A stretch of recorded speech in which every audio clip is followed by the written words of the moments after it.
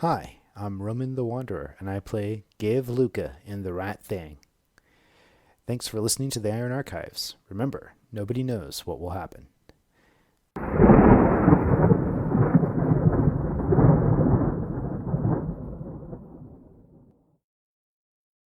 Previously on The Right Thing, the town of Mabaya on the Isle of Portion uh, was enjoying a interesting evening at the tavern with some newcomers from the Violet Tier, a ship of hunters that had arrived earlier in that day. Bursting into the tavern were two new gentlemen, uh, new to the crew of the Violet Tier, but not new to the town. It was Deb and Beldir. They had just accomplished a mission obtaining a strange little glass orb and introduced themselves to the crew. Uh, During that time, an angry farmer burst in, declared that they had killed his bull, and was getting a little uppity about it. And after some discussion and they were able to calm him down a little bit with some help from the first mate from the Violeteer, who actually paid for the bull, the cost for the bull. The crew and the two gentlemen discussed a few more things when the mayor returned, saying that the angry farmer had disappeared from his hut and asked for help. So our crew, or a part of the crew, and the two gentlemen went and investigated the hut and found evidence that the farmer was dragged off to a village in the north. And so their adventure began, and they traveled north, encountered some goblins, encountered some ghouls in an abandoned village called Beggar's Cove. They discovered a secret entrance in one of the buildings that led into an underground lair where they encountered a fearsome, hideous creature that banged them up pretty good and proceeded to rip off Dobe's hand. And the adventure closed with the group um, camping down for the night in that lair and doing the best to tend their wounds and wondering what was going to happen next. Did I miss anything? Sounds good to me. Bravo. Thank you. That was tough. We take you back now to that underground tunnel that you found yourselves in. After the ordeal, you've decided to take a rest, well deserved, and as tired as most of you are, well needed. During the 8 hours that you've spent resting, Dobe has regained consciousness, although still terribly wounded, and having found out he has lost a hand. In addition to that, Boniface has been in and out of consciousness. He's definitely been stabilized, but he is certainly in bad shape. As each of you fell asleep, when Karen woke up, Karen, you felt as though your vision had become blurry. You felt nauseous, and your skin, especially around your arms, itched. That's what I get for being sassy. And as this 8 hours is finally coming to an end, you hear from the entrance and the way you came in. You remember there were two entrances you found into these sets of tunnels, one where you entered in through the farmhouse, and then there was another ladder leading up. You hear from the way you came in the suspended bones that you bypassed rattle a little bit. This instantly gets your attention. Looking up, you hear footsteps, slowly and slowly getting closer. Do these Until finally, coming around the corner is a human dressed in furs.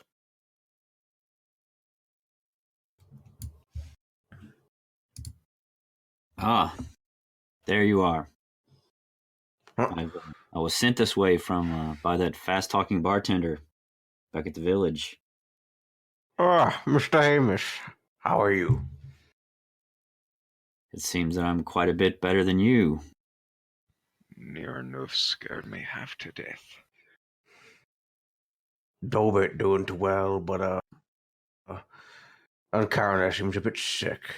Are you feeling all right? At this point, I want you to roll a Constitution save, Karen. Sure. I rolled a 9. Mm. Karen, you vomit. Ugh. By any chance, do you also have a rash? I know what the lockjaw is. Hmm. I was thinking more of necropox, but anyways. Really? Yeah, blurry vision, vomiting, and a rash. Comes from deceased body things. So, Karen, after hearing the suggestion, you roll up your sleeve a little bit and find that while not a full-blown rash at this point, the itchy part in your arm is reddened.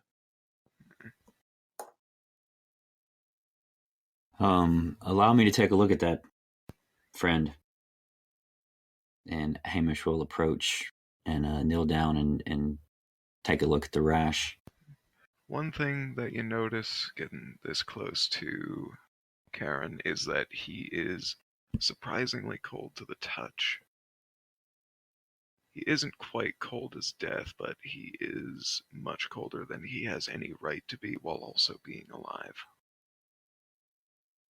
Well, Hamish wouldn't have touched him, especially if he had a rash. So, but noted.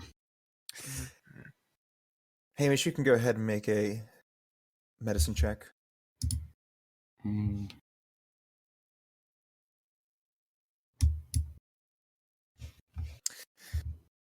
Hamish, you identify this. This is indeed necropox, a bloodborne disease. Its symptoms include a rash of blisters that appears over the whole body, vomiting, and blurry vision. It usually is contracted by touching a freshly deceased body. I have seen this before. It is indeed necropox. DJ, would I have anything to maybe lessen the effects or slow it down, anything like that in the medicine kit? Medicine kit? You mean healer's kit? Is that what you got? Yeah, healer's kit. Sorry. Sure. You can. Digging through your healer's kit, I'll allow you to. I will allow you to expend one use to get some of the herbs out to help with the blurry vision. Okay, how many uses does it have? It comes with 10 uses. Okay. This won't help much, but perhaps it will ease some of your pain. And focusing on the wounds, I'll apply an herb, make a salve quickly, just rubbing it in my hands and then applying it to his arm where the rash is. And with that, luckily you don't have to roll for that. In that Okay, case. okay. Yeah. That works. And also, because you expended, because you're still technically in your short rest, Karen, you may now roll hit dice because you've had a healer's kit use expended on you. I rolled a 3, a natural 1 on a D10 dice. That's 2 ones in a row. We're getting them all out of the way. It's fine. Hamish, you take some time to look around the rest. You do see Beldir. You see two people you're Karen familiar here? with. What's that? Karen is right here. Oh, okay. That's a Mari. The other one over there is a Mari woman you've never seen before. Okay. You see on the ground is Dobe and Boniface. Both of them look to be in very poor condition. All right. Stop doting over me. Dobe lost a hand, and Boniface is nearly dead. Go see about them if you brought a healing kit.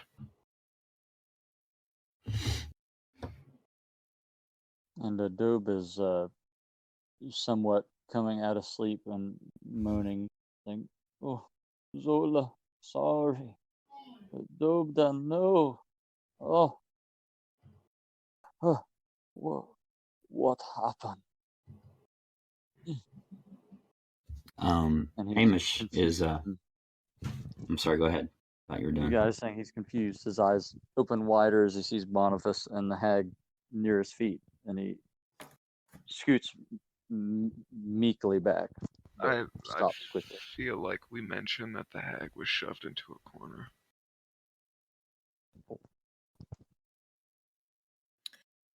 Then Yeah, that's correct. But nonetheless, it's still there. Well, Dobe, you lost a hand in the fight last night. On the bright side, you and both Boniface are alive. Barely that, though. Boniface. Oh, yes. Oh, my hand. Oh, and he just lays his head back down on the ground. Okay. How does Gev look? What kind of shape's he in? Noticing Gev, he appears to be in fine shape, and you have noticed, by the way, that this is indeed your brother Gev Luca. After getting up from the first patient, Hamish will make a quick double take to Gev. Gev, it's been a long time. Let me attend to these men, and then we'll discuss. Sure, go ahead. Do what you gotta. Are you certain you two are related? Of course we are. Look at this face. Look at that face. Come on. I can't really see much of anything right now, but I'm definitely hearing a difference in terms of voices. Specifically, how much I hear them. We are flesh and blood. Dobe, let me take a look at that hand. Yes. Yeah. Looking at the hand, Hamish, you can see that it has already been cauterized at some point. That being said, it could definitely benefit from a couple of herbs to stop any infection. Okay. Here, chew on this root, and it will help ease the infection, prevent it from crawling up your arm. Thanks. Oh. And Dobe, you may not roll hit dice for your short rest as well. You said I may now. Okay, I thought you said I may not for a second. No, you may now. He's not that evil. I was gonna say, yeah, no, because you lost a hand, you also can't roll hit dice. Could you imagine having a rule that, like, anytime someone does a critical against you, you can't roll hit dice for 24 hours? Like, ugh. That would suck. Yeah. Stop making up bad rules. And You know, that's going in the patches for next session. You know. Also add every time the DM crits you, he has to donate you $1 PayPal. Oh man. I'll just also make another patch that just says no happiness. Right. Okay. No fun. Start dead, stay that way. Yeah. Okay. Dope, how much did you heal there? Oh yes, I healed for 10. Nice. Woo. All right. And it was Belder. Well, that was also in rough shape, right? Belder I should myself be am doing quite good. fine. Okay. Real quick, you should be able to see health bars above them, can you? It's Boniface. Yeah, I can. Sorry, they just kind of, for me, they're Okay. kind of blending into the background, so I didn't really. Okay. Go him Yeah. for role playing. Yeah, Jamie, I think you're thinking of Boniface. That's the other one. Yeah. The guy on the That's- ground. that's the who's farmer. nearly dead. The NPC. Whose bull you Oh. helped kill? Right. I had very little to do with that, by the way. So Boniface, is he dead? He is in bad condition. It looks like somebody has managed to stabilize him, but he has been torn at, bitten at. He's in really bad condition overall. Okay. Does it look like there's anything I can do for him? It doesn't look like anything in your healer's kit might help. It looks like what he needs at this point is just time. And time will tell whether he makes it or not. Okay. This man needs quite a bit more attention than I'm able to give him, especially in this circumstance. I was thinking we can get everybody back to the village, and Karen and Sikia and I can go back to the Violeteer. We've got a surgeon on board. She might be able to help. I mean, it might be worth checking into. Visiting Maggie sounds like a good idea. What if she can help him out with the hand? That would be very nice. Though I do have some ideas of what he could do with it instead now. She's a physician, not a miracle worker. Yeah. So, how would you feel about having a sword attached to your hand?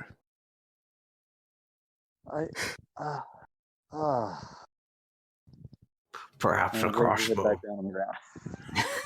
Beldier, I appreciate your enthusiasm, but maybe not talk to him about that quite yet. Let's get him a little settled first. If anyone glances over towards Sikia, she's leaning against the wall, like covering up a very clear smile.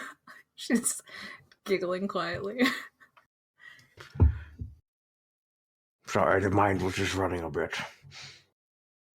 Karen reaches to his side, grabs his spear, and uses it as an improvised walking stick to lift himself up and get onto his feet. So, I have a question for you. Did you encounter any ghouls on the way here? I saw none. That's worrying. We left plenty in that way. Perhaps you didn't quite finish them and they crawled away. Or perhaps they were removed.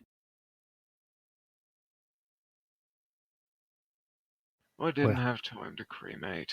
Sloppy. Well, we were in a bit of a rush. We had to find Boniface. Look, I think if we're gonna leave, we better start. It was quite a trek back to the village, and who knows if we'll run into those goblins again. At I this hope not. He makes a good Dobe point. stretches from a more relaxed position than he'd been all night because he's feeling considerably better. But he sighs and says, I will help take Boniface. We came this far with him, and I will see him through this. Perhaps he will see that we meant nothing malicious our trip to his house. And he gingerly rolls one way and stops, getting up on his right side, and rolls to his left and pushes himself up. Dope, you worry about getting yourself back. I will carry Boniface back to the village. I was thinking we could make a litter or something. It might be a little easier to transport him that way. Do we have the stuff for that? Well, we could find it. I know I could help. What's a litter? Usually, like 2 poles and a piece of cloth, and you lay the person on it. Oh. You can borrow my Yes. coat. I offer this hammer. I do not see what use it would be to me at this time. And Durb offers him his big maul with a long shaft on it. Karen reaches to his shoulder and pulls off his cloak, offering it to the man. Well, The that's man is currently unconscious. Not him. Oh, my mistake. Gev, I'm 10 feet away from. Gev takes the garment and the maul and goes, well, that's 2 pieces. Just need 1 more. Karen looks at his spear. He looks at Gev. He looks back at his spear. He places his spear behind his back. I wasn't going to take your spear. I know what she means to you. Let's get up topside, and then maybe we can see if there's some board or plank. Yeah, exactly. There was a bedroom upstairs. Perhaps we can grab like a bed slat, the horizontal ones. Exactly. There's also another exit over here. I could scout up here and see you on this side. If one of you guys want to go back up to the house to get some necessary materials for this litter, and then we can move on into the other area. Sounds like a plan. I can go topside and look for something. I'll join you. Scout the new direction. I'll stay with the wounded. Aren't we all going to get out of here? We are. We're going to need to carry Boniface out, so just hold tight. We'll be back. All right. So with Sikia going towards the south and Beldir and Gev going back up towards the north, you both find your exits and go up the ladder. Hold on a second. This is a slightly more complex operation than I was expecting. Give me 1 moment. Sikia,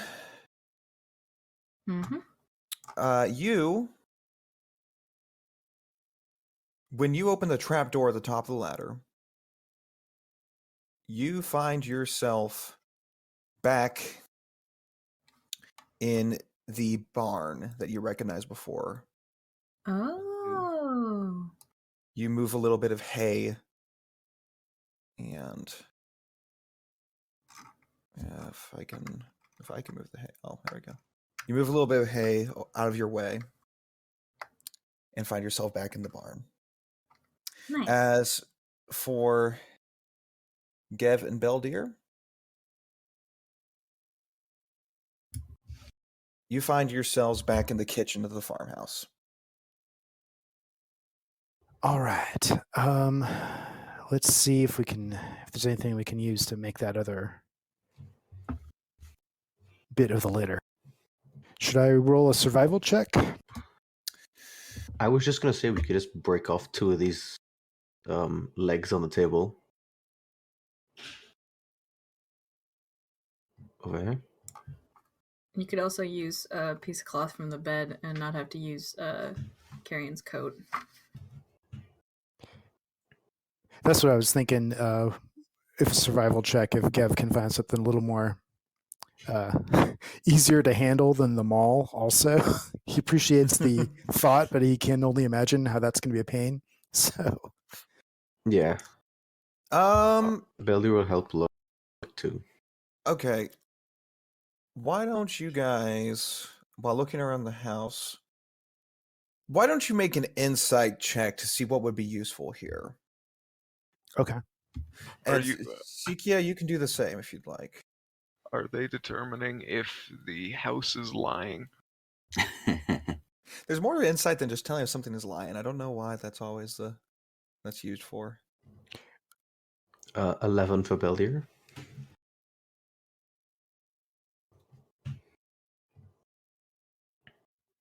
6 for Gev.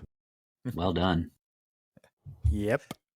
Siki, are you looking around the barn? Sikia trusts that they'll figure it out.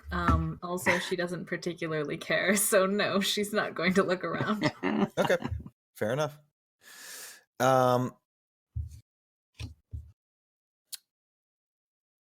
In that case, Beldier, looking around, you think you get an idea. Looking at the bed, you see that the mattress is, while very old and a little bit rotten, it's made out of straw. And you can just lift the mattress off, and with something to support either end, it would make a pretty good stretcher. Okay. I think potentially this hay mattress could be pretty good if we can support either side. What do you say, Gav? Sounds good to me. Let's give it a shot. We'll go over and grab the hay mattress. All right. Grabbing the hay mattress. It's light enough you don't have any issue, and you move it back over towards the trapdoor. And Belder's gonna... Is this table upright? Or has it been overturned? Is the table over here overturned or upright? It's upright. Is there anything of value or importance on top of it? Looks mostly to be old spices and that sort of thing. Nothing of particular interest. I will take them off the table without breaking a bunch of glass. Turn the table up to its side and then try to sit on one of the legs to try and break them off. Or just break it off myself. Make a strength check. Dang it. Okay, let's see. Natural 20. Very good. With no issue at all, you managed to break off a couple of the legs. They look about the right length that if they were lashed onto the mattress, it would make a solid support. Well, I got the table legs. All right. We'll secure them once we get back down there. Probably be easier just to hold the pieces for now. Very true. All right. I'll see you down there. All right. All right. You take the individual pieces and climb back down into the tunnel.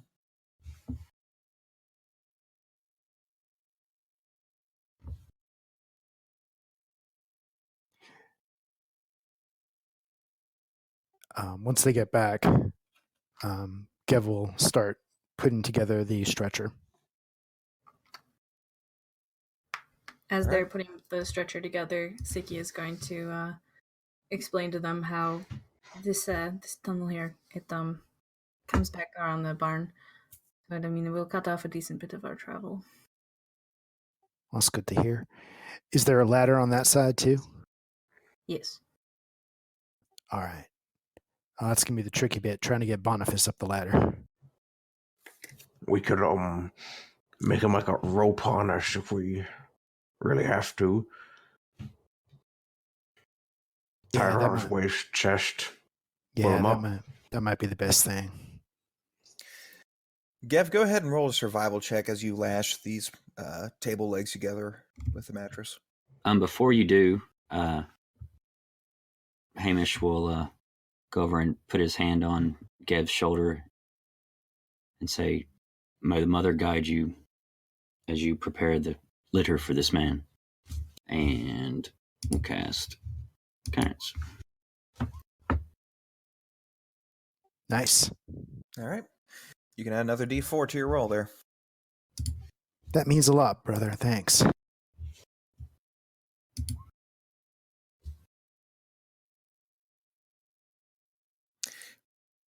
So what's your total there?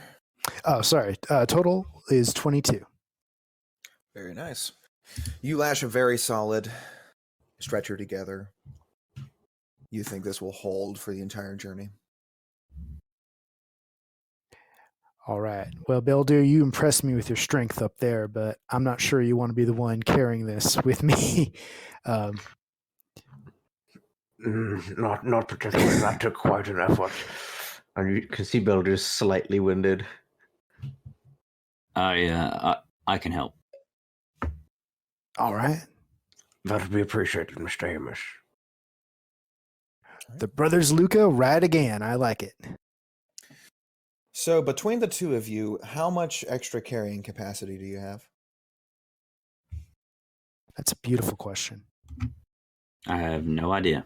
It's 15 times It's strength 15 score. times your strength score, yeah. And then Roll20 should keep track of what your current carry weight is. Okay, well, 160, like 130 pounds, but You have 130 pounds left over? I think so, yeah. Okay. Hold on, let me. Gev's got true. Gev's got 182. That will definitely be enough then. Now that's 100. Now, are you including the stuff you have Yeah, carrying I with you right now? subtracted Yeah, the but- total weight. Okay, cool. The Then- Explorer's Pack isn't listed as a weight, though, Oh, okay. That's which is there's kind a of lot weird. There's a lot of weight in that. Usually what I Right. do is I I just can find unpack them. it. What I'll usually do 57 is pounds. there you go. I'll usually unpack it and then just put the individual items in myself like that when I'm doing this. That usually helps me out. What was the total weight? I'm sorry, I missed that for the Explorer's Pack. I think it's I at totaled 57 up to pounds. 57. I just looked at each one and added it together. The Explorer's Pack is 59 pounds. I'm sorry, I missed one. Entertainers is 38. Dungeoneers is 61. I'll link a thing if people want to do it. Well, even with that, you guys still are able to pick up him, and you're not encumbered. So you can still run at full speed and everything. So you're fine. And you begin taking him down the tunnel. Which tunnel are you going through? We'll use the one Sikia discovered. All right. The group begins to move in the southward direction. When you get to the ladder, of course, there's a problem. The stretcher will not work any longer. What would you like to do there? Well, we got the rope. Do we want to try to harness him up? Yes, I think if we just tie it under his arms, then we can, some of us can pull him from the top, while the others stay at the bottom to make sure that he doesn't fall. Just make sure not to tie a slip knot. We wouldn't want to choke him out. No, under the arms, and we'll try Under to his avoid arms, not his chin. any wounds as best we can. If you tie a bowline, it should be more effective. Okay. Who is tying the knots? Well, it sounds like Beldir should be the one to tie the knots. Sure. Belder has lots of experience tying knots from his boating days. Okay. Do not roll anything yet, Beldir, but you go ahead and you begin to tie up those knots.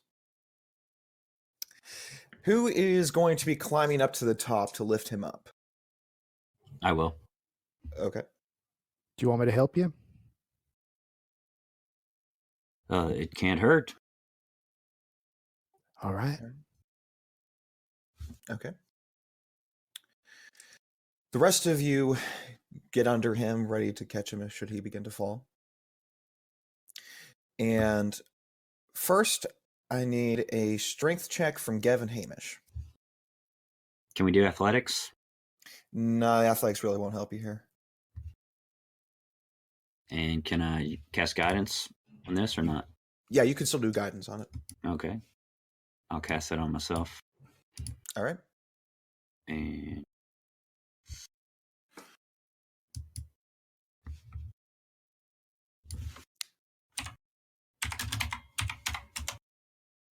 $15 total? Nice. Is there any reason not to guidance every ability check ever out of combat? And Gev, your check. I rolled an 18. Great. Well done. The two of you take the rope that Beldir has tied up, and you begin hoisting him up. He's heavy, but the two of you working together don't seem to have much issue. Slowly pulling him up, jerking him in slow movements, but not so much that's going to cause him to lose stabilization. I need a survival check from Beldir, please.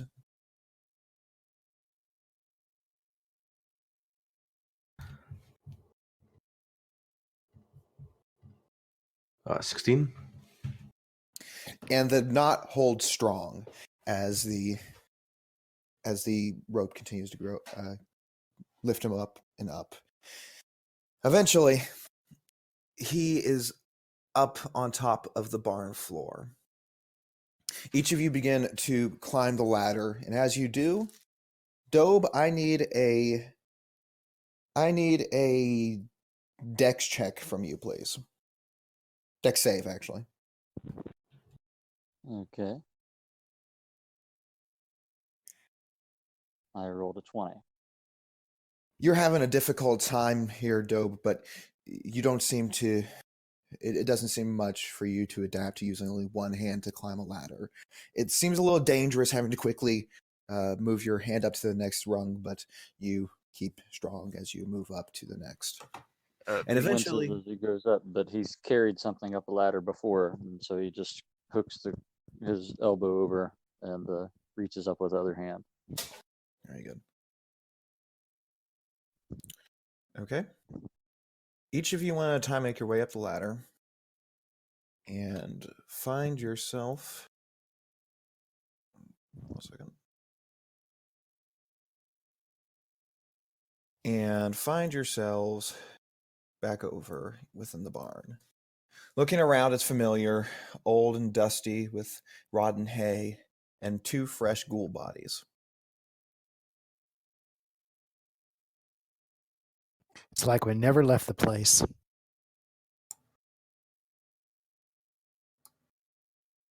Sure.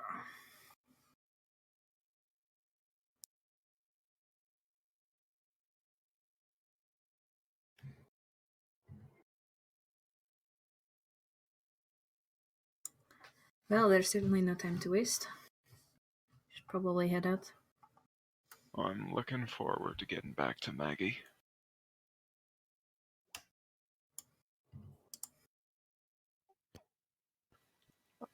Maggie, did she actually like being called Maggie? I haven't tried calling her Maggie yet. Maybe I should try that. I don't know. From the distance, you hear Sikia just kind of scoff a bit.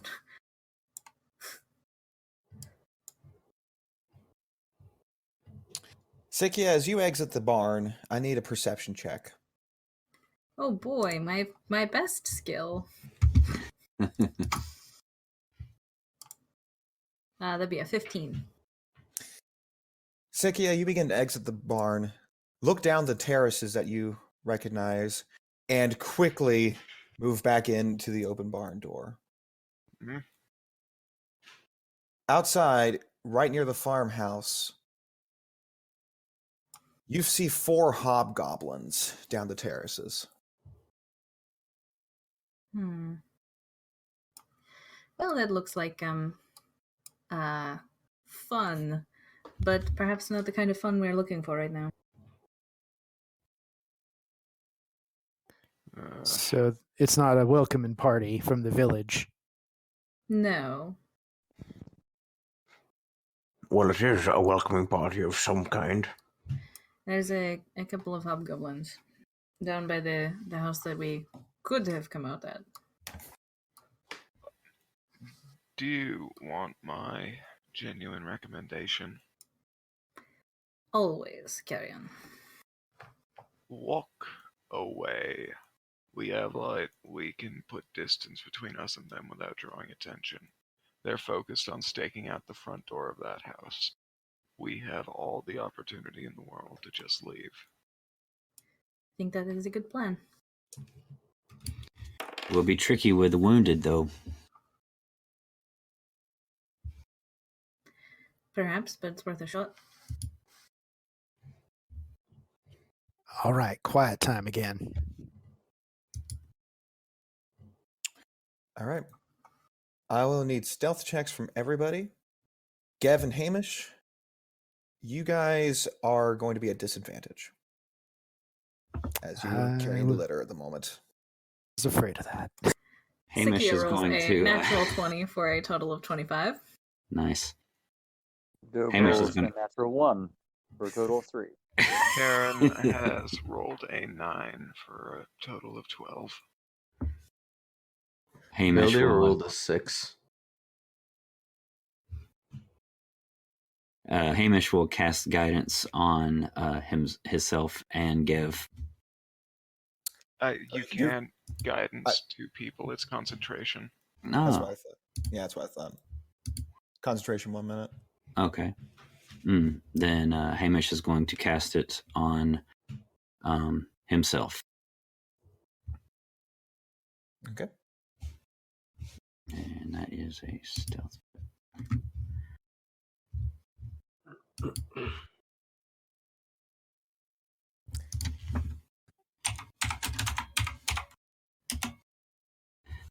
Hamish rolled a 17 or a 15 for a total of 20 with the.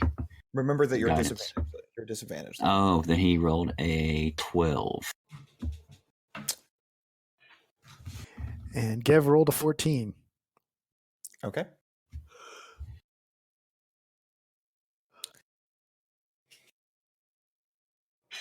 You begin to move out of the barn carefully. And although there's a sudden jolt that causes Dobe to moan slightly from the pain, Mm. the hobgoblins seem not to notice you. You appear to be downwind and they don't seem to catch that sound. And you move away, back down the path to get there in the first place.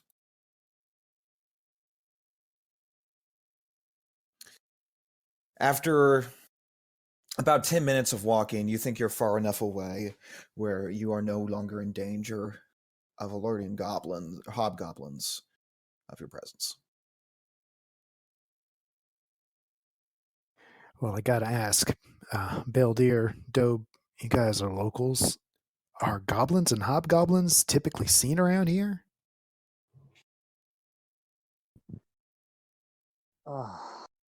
I think we may have gone and booked a hornet's nest. I do not know. Does Hamish have any knowledge of that in this area? You can roll With Beldir, either. the locals. You guys can roll history. That is a 20 for Beldir. That's a 20 for Dub. Come on, Jamie, do it. I can't roll history. You can't roll history. I mean, not unless it's been the last 6 months or so. You could have heard about it. Yeah, you can. Okay. Okay, that's what you're going to roll then? Okay. Yeah. Hamish rolls a 17. Okay. Yeah, the three of you know that goblins and hobgoblins are among the more common monstrosities around these parts. And while you haven't heard about anything in Beggar's Cove where there have been problems with this, it doesn't surprise you. It's an old abandoned village. It's a great place for goblins and hobgoblins to make themselves at home. Like the hornet, you might see them here or there, but this events of the ghouls and the now the hobgoblins. I've not seen so many things like this. I just try to break rocks and deliver them. So, only read of things like this in story. Yeah, I mean, to be quite frank, I haven't left the village in a decent while either. Ah, all right. Well, if it can happen, it can happen. But all right, just wondering if this was abnormal or not. If you go far enough into the wilderness, of course, it'll be normal. It's an abandoned place. They could have been living there. Kev nods. All right. So, little brother, what brings you to the islands? Well, I actually came by ship, and well, I mean, I could tell you the whole story, but it would take forever. So I'll do the short version. So yeah, I'm on the ship called the Violeteer, and it's really exciting. We're a bunch of hunters, and we're oh wait, he kind of looks at Sikia and Karen. Gev, I'd like to ask if you had to explain that we came by ship to this island.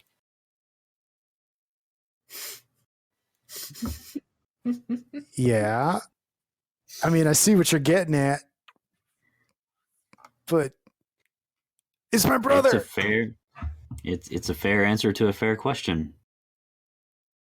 I'd also like to ask if you remembered our very explicit instructions. Yeah, that's kind of why I stopped. I see.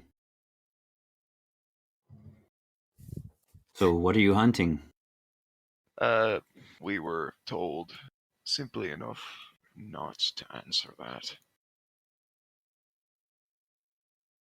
Well, did you find what you were hunting in the cave below this barn? No. It's a possibility. Yeah, remember, First Mate told us that sometimes people ask him to come out, and they're saying, "Oh, it's a big blah," and it turns out to be like, Actually, a rabid pig or something. yeah, I suppose it could be just something that seems scarier than it is over time. Sikia looks over at Beldir and just says, I mean, you guys were calling it something. The locals knew it as some specific scourge.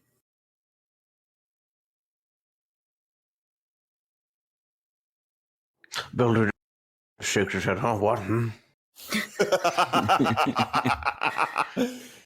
Sorry, I'm not used to being in company. I was wondering what I was going to have for dinner tonight.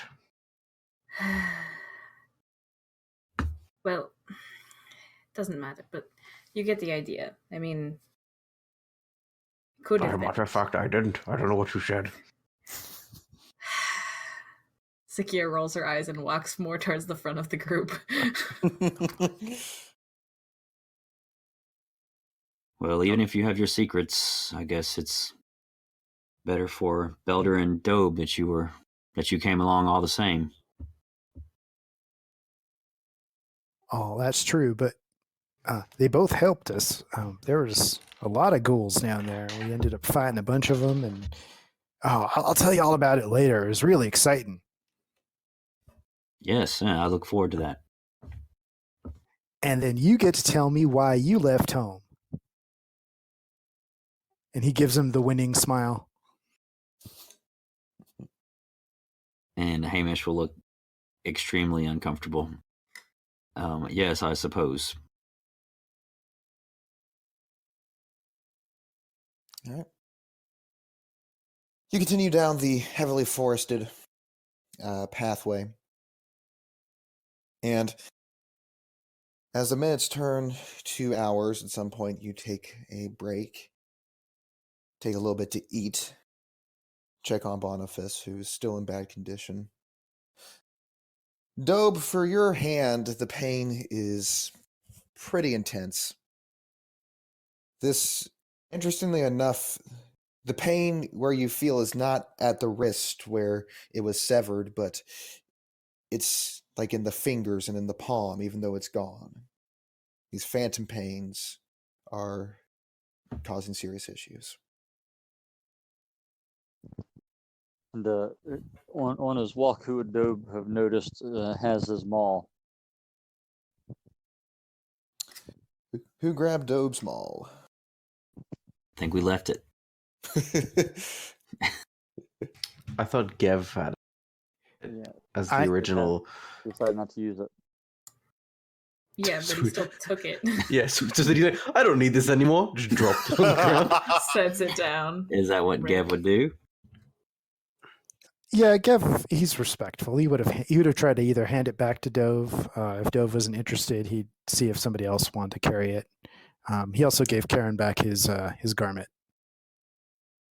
Yeah, so Dobe would have grabbed it instinctually with his left hand and went to rest it, balance it with his right, and awkwardly stopped it from falling, and sort of carried it dejectedly closer to the head of the mall on his left side.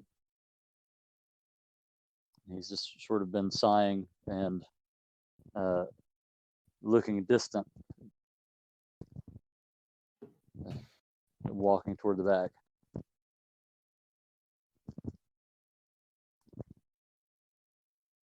After a while, the sun begins to lower, and the sky turns red with the evening. Beldir, roll an insight check for me real quick. Sure thing. That'd be a 17. It occurs to you that the day is closing, and it has not rained a single drop. Was right. I'm sorry, you broke up there for a second. I said I was right. He owes me money. You were right about what? Well, me and had a bet that it would rain today. He bet that it would, and I guess I won. But he had looked at the orb that told the weather, so I was almost certain he was going to be right. Do we still have the orb? No, we don't. Well, if you ever need to check the weather, just ask me. I got a little technique I can do. I have the orb in a safe place, but was the orb wrong, or is Boniface a poor reader of the orb? Well, I mean, he just came in possession of it, so it could very well be that. But if I recall, there were clouds surrounding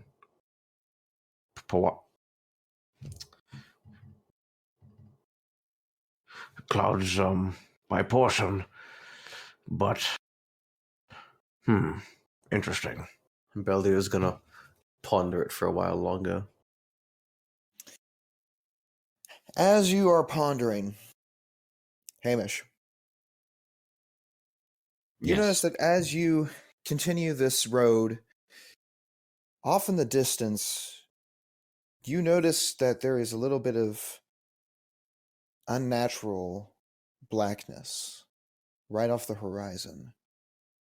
Squinting, you hold your breath for a moment as you look closer and realize that it is a column of smoke coming right from the direction of Mabaya. Up there, something is burning. Coming from the town. Yeah, that sounds about right for my luck. They're just having a very big bonfire. We couldn't be having one that big. There isn't enough people to even get that big. Dobe looks at Boniface and the two who are carrying him, and seeing that that's well in hand, he says, I must do something. And he runs off through the straightest direction to town. Beldir will follow suit. Wait. Oh, wow. And I thought I was the rash one. We need to pick up our pace, brother. And Hamish will pick up his pace. Sakia will stay with them and Boniface. Okay. Karen, Yes. doing anything? I'm sorry, I zoned out. That necropox is really getting to you, huh? A column of smoke was seen. Beldir and Dobe sprinted. Gev and Hamish and Sikia not going quite as fast since they still have the stretcher, but definitely picking up the pace. Probably a jog guide is how I'm picturing it.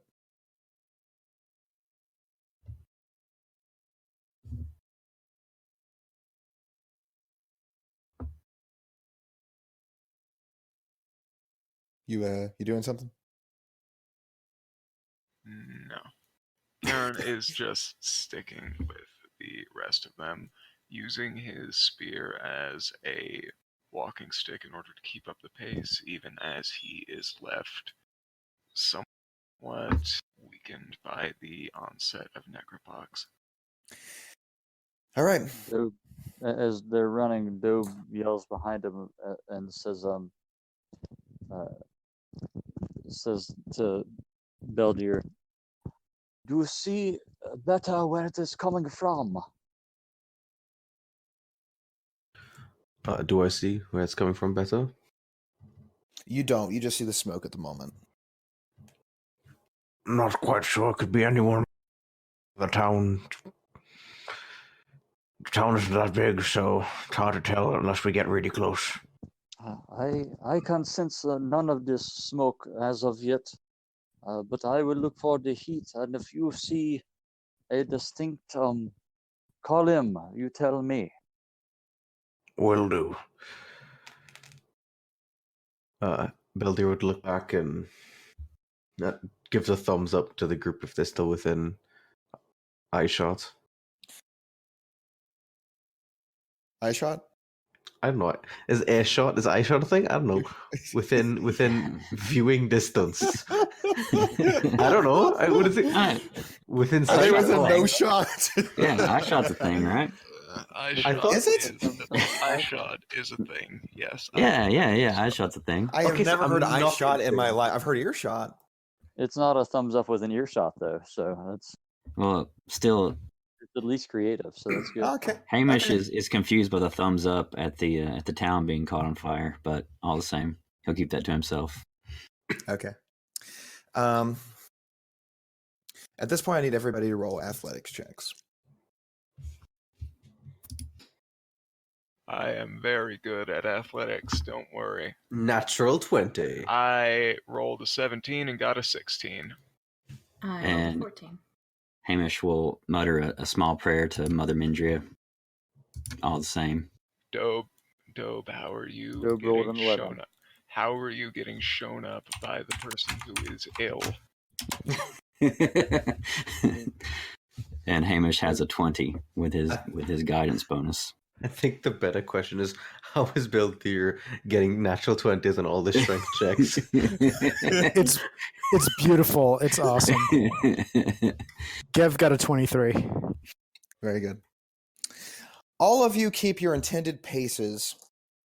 However, Beldir does manage to go even faster than he thought he could. And if you do have the ability to leave Dobe in the dust if you would like to, or you could try to stick with him and just pace yourself a little bit. It's up to you, Beldir. I'll head up a little ways ahead and then slowly catch back up. All right. Beldir, you manage to crest to the top of one of these terraced farms and look over to see Mabaya. The entire village is in flames.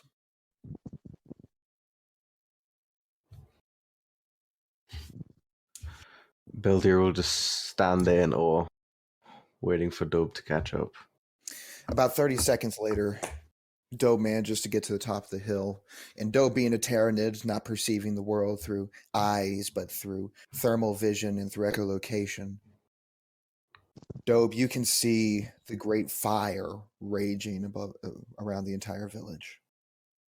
It looks like all of it. Oh, Every last one. where do we begin? I guess we begin with your house. Is my house on fire? Can I see it from here? From this angle, you can't currently see your house. However, you see that the fire does eventually stop at the edge of the village. You think it's unlikely you think it's unlikely that this same flame would have gone over the extra mile and a half to your house. Okay. Let us go where most people may be. Let us check the tavern. That would be a good point. It's probably the only thing that could resemble a muster point. We'll And my friends, their back house off. would be farther out of town, not out, but toward the edge of town. Or Your friends are pretty much in the center of town, not too far from the tavern, as a Oh. matter of fact. okay, well, I'm certainly then stopping there. Would I be passing that or the tavern first? They're pretty well in sight. You're turning around the same corner, and then they're pretty much just across the street from each other. Okay, so I would trust that they had the wherewithal to get out, but I'd be watching and listening as we were to see if there's anyone in need. All right. The two of you begin descending down towards the village. After about 2 minutes, the rest of you crest the hill and are greeted with the same sight. Wind and waves. It looks like a pirate attack. Brother, we can't take an injured man in there. No, you're right. Karen, Hmm? mine to Boniface here. I don't think it would do either of you any good to go in and breathe in all that smoke. Oh, please. I'll mind to him, but I'm not going to be happy about it. And Hamish will lower the litter and then take off running towards the town.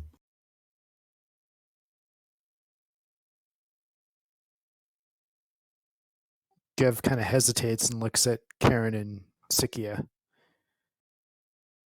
Sikia just kind of shrugs and just goes, I mean, it is what it is. It wasn't the Violeteer, though. We wouldn't do this.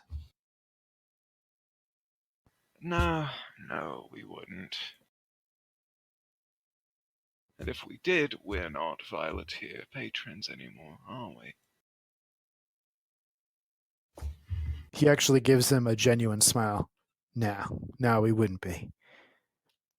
Look, I lost my brother once. I'm not losing him again. I'm sorry, but I gotta follow him. Well, you're spending a bit too much time sitting here talking to us instead of going after him, aren't you? Gev nods and then turns and follows Hamish. Gev, as you turn away, Sikia flashes you a very small smile. Sikia, you gonna go help? I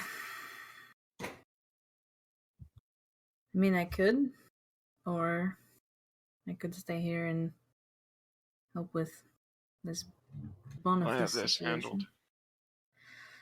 He's already Alright. stable and nothing's happened to him. That's fair. Sikia will follow after Gev. And Hamish, running a few feet ahead, noticing that his brother's not beside him, will turn back right before he takes off running and gives him a very scornful, disapproving look, and then keeps running towards the town.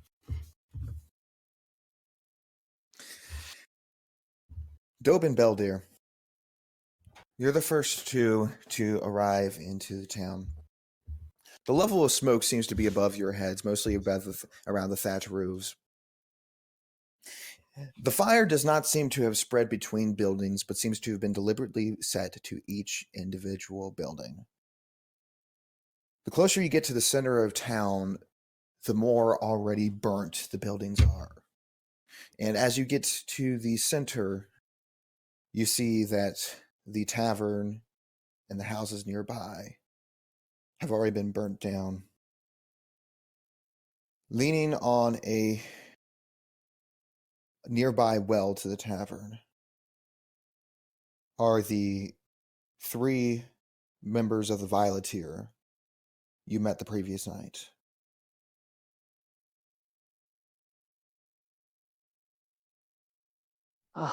What has happened? The first mate, Erin Forestbane, breathes deeply. We do not know. It was already in flames when we found it.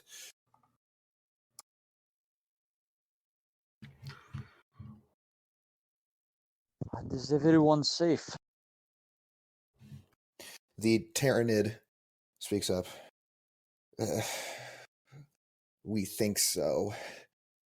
There is no bodies anywhere. We think the villagers escaped. And where are the survivors in refuge at this point? There's much places they could have gone to. We have no idea. We looked around, but we saw no trace of them.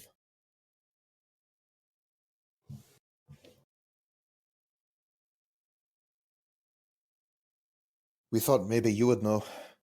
Well, the only real places they could have gone to is either my house or the docks.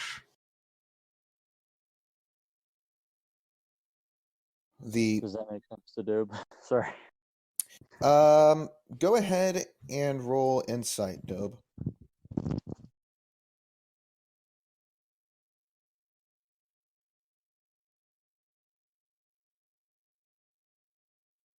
Rolled a 13.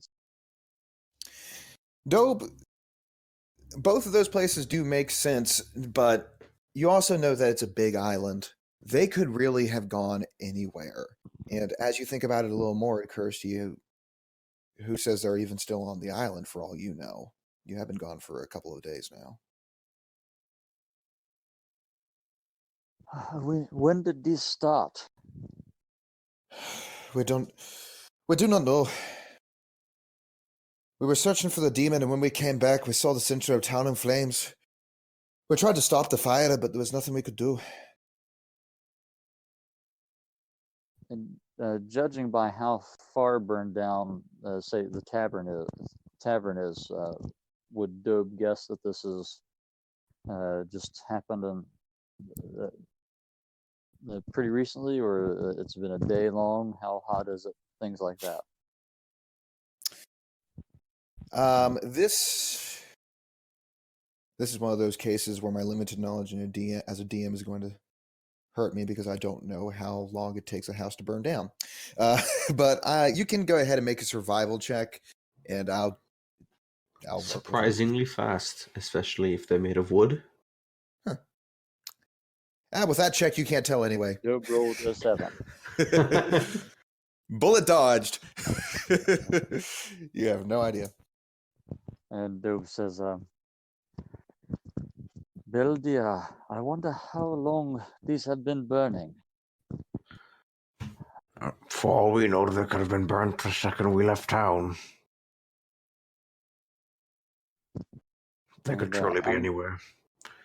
I'm, of course, now most concerned with Delona, and so Dobe's going to go in the front of Delona's home and get down in front of the stoop and see if he can gather any imprints of fresh tracks or anything running from her stoop. Delona's home, being not far from the Royal Fortune Tavern, is just as burnt down as the rest. Looking down, you can detect slight impressions, but seeing as she lives in the middle of town, they seem to be going everywhere. It's impossible to tell which ones might be the most fresh. And do any seem to be more prominent in any direction? Not really. As far as overall track. Yeah. Around this time, the others who were running towards Sikia, Gev, and Hamish, you make it into town as well.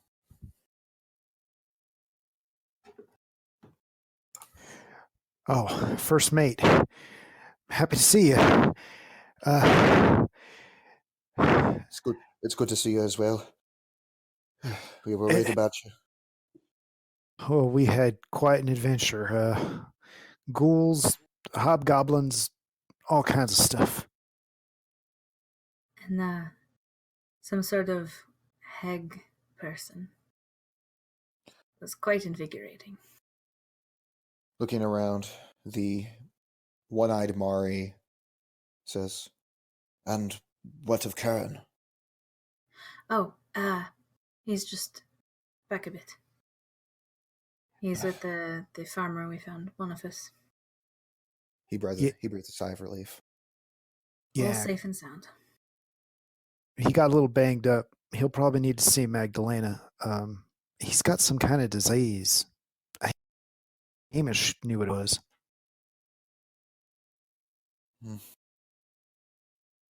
Look, pointing over to Dobe, Relduin says, "Seems he's not the only one who's been a little banged up."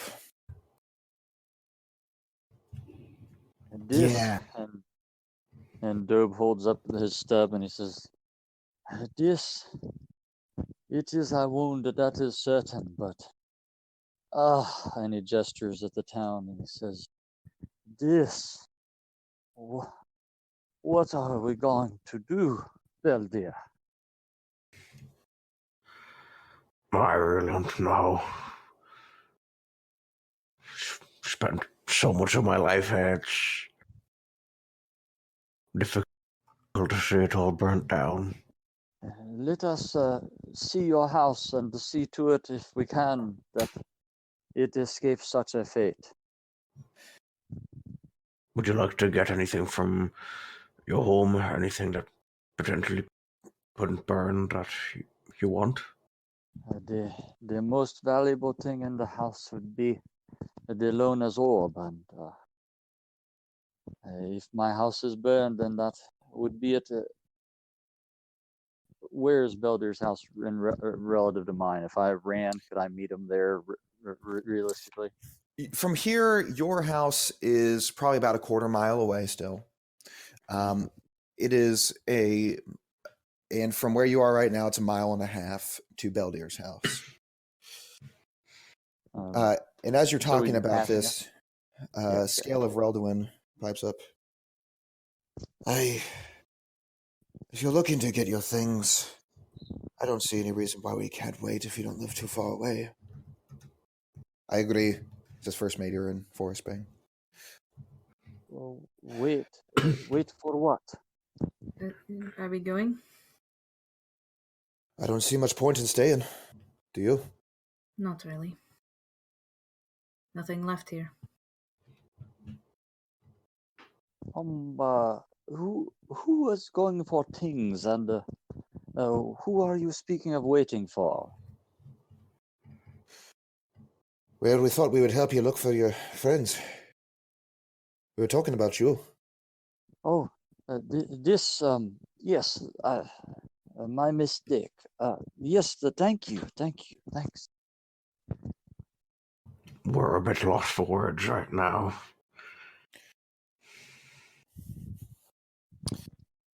Dobe, you make your way over to your house. Beldir will Looking follow. around, the two of you look around at the village in flames, as apparently houses burned down surprisingly fast. It's now gone down mostly to smoke.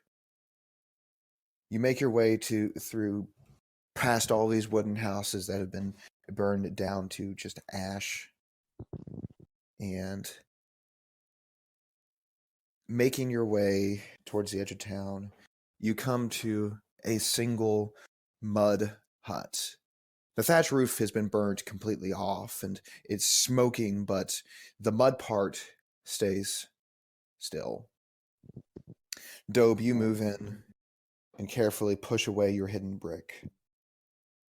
And you find that the barometer is still intact. And I'm going to offer, show it to Beldir and say, is that still functional? Can Beldir check to see if it's still functional? Beldir, you can still see that there are clouds and rains over the Bracian Isles in this. It did seem to still be functional. It is very much still functional. Oh, it seems petty and foolish, but it's something that survived this, and there is some happiness in that, yeah?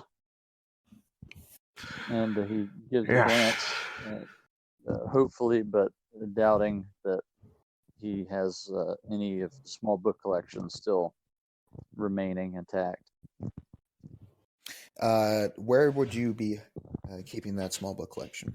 The book collection just would have been on a simple shelf in the corner. And he wouldn't have thought there was any need to hide it or put it in a fireproof brick. Sure. Looking at the bookshelf, it's mostly been burnt. Except one. To clarify, am I aware? Do I? You'll know why I'm asking when I ask this. Do I know what your book collection is? My book collection would be comprised of anything that would have been cheap enough for me to afford in Tyranid, Okay. or maybe a few volumes that were in another language but had a sentimental value.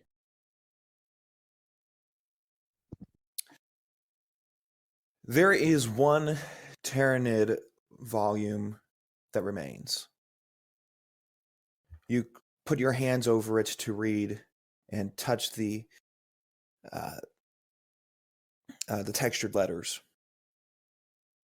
and you find a single book left titled Pict and the Dragon. Oh, it's just... at least this remains. I find a treasure about a treasure. Let us be gone. Yes, He's let's. a little hoarse and he clears his throat.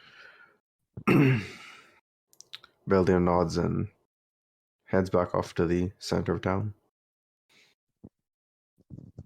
During this time, Karen, Mm-hmm. you recognize climbing up the hill a crewmate of yours, a Tyranid by the name of Ukumbozi. Karen, Mm-hmm. is that you? In the flesh. I was sent to fetch you. There's no danger in the village. I'd offer to take up the other rein, but I'm not feeling very strong right now. Gotta carry this man with us. The massive Tyranid takes up both sides of the bed, folds it slightly, and with one arm begins carrying it off back down towards the village. Come along, then. Suppose that'd work. Karen gets back to his feet, pushing himself up with the blunt end of his spear, and follows the Tyranid. Around this time, Beldir and Dobe, you return back to the main group.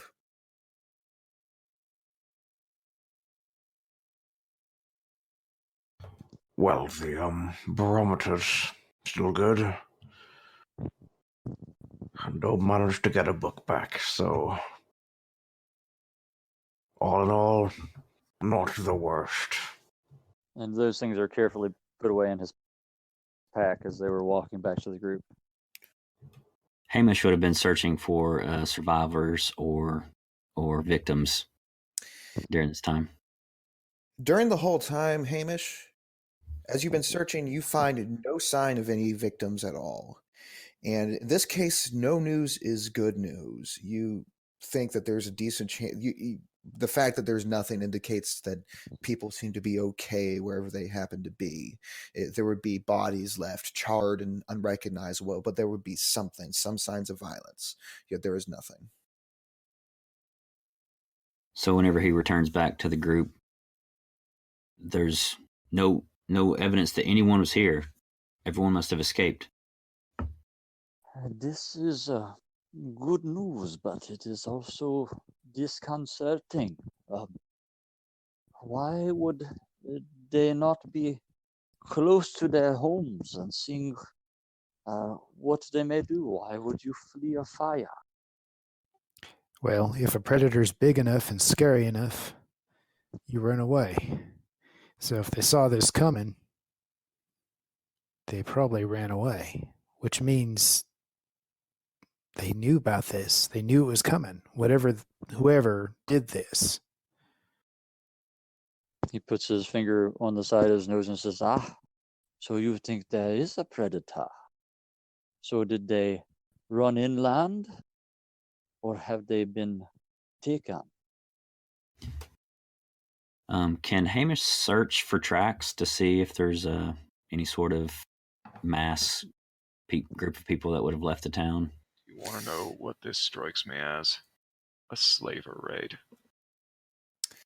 Hamish, as you look through, you have the same results as Dobe does. There's a lot of tracks, but it's sort of the middle of town. And as well versed in tracking as you are, it's just unable to tell if there's been a mass exodus or not.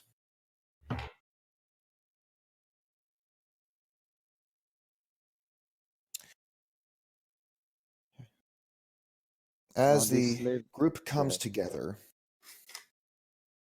and including Karen and Ukam, Iran stands himself up. All right, lads. Looking over to Beldir. So we'll check in your house first, is that right? That would be the case, yes. It's about 1.5 miles between here and the docks. Then we got no time to lose. Let's go. Beldir would lead the way. All right. As you begin walking towards Beldir's house, the sun completely sets. You leave the village, now completely dark, behind you. By the way, I forgot to mention there has been another day, so this is an evening of the third day now. Sorry about that.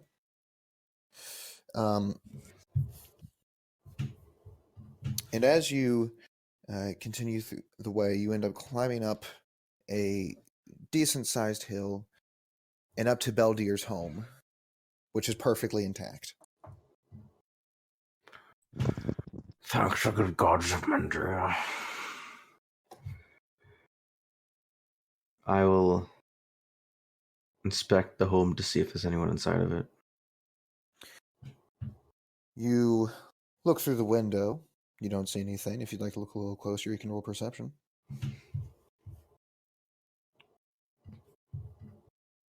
8. You don't see anything.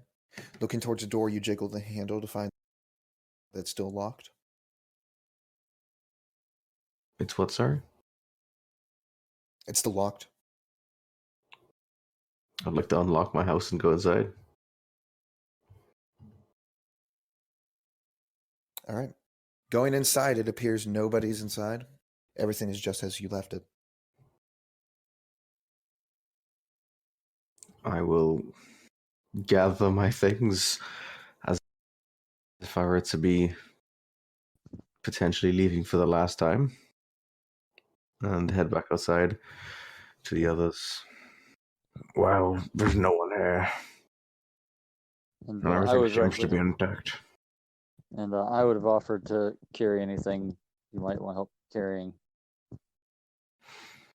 Well, if there's anything that we think may be helpful to either the aid of getting the people, or once we have them, keeping them well, this is what I've got. And Beldir will offer his home for whatever is needed. Beldir, my spirits have been troubled within me these past days, and I have felt a large change coming. Do you feel we may not come back here?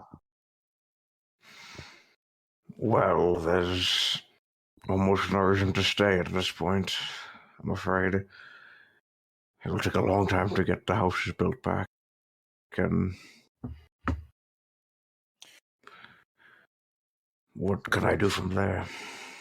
What in here could you not bear leaving?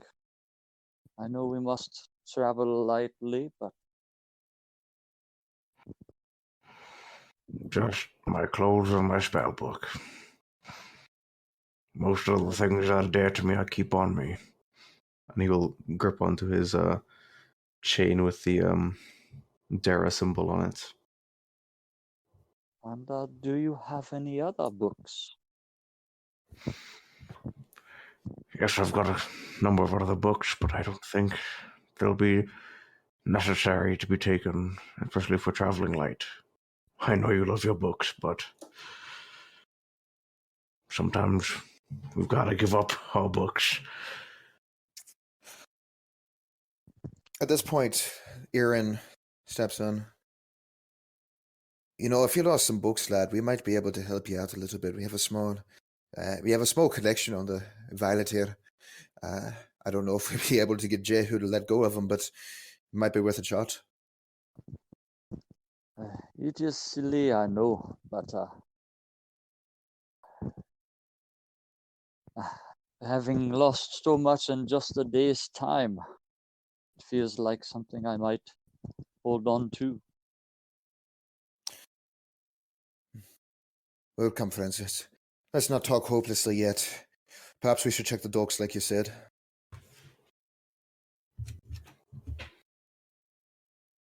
And he sort of shakes himself out of his thoughts, and as they start heading out the door, he can't help himself, and he says, Beldia, do you have 38 days on the Mira Sea?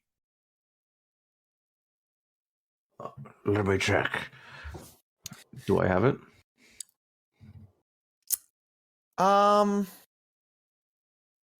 Roll a d20. 17. Looking through your collection, it's unfortunately not in Tyranid, but you do have a copy of 38 Days on the Mirror Sea by Finn of Bolgar. Yes, Oh, sorry, go ahead and respond. Well, Dobie seems like a lucky day. I do have one, but it's not in Tyranid, though.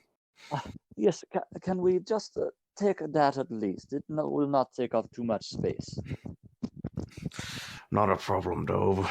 And Reldir will put it in his bag and give him a half-hearted smile. And Doob, looks toward the shelf one more time and then stops from asking about another book and walks out. You all head out for the docks near Mabaya. The group walks through the night away from Beldir's house.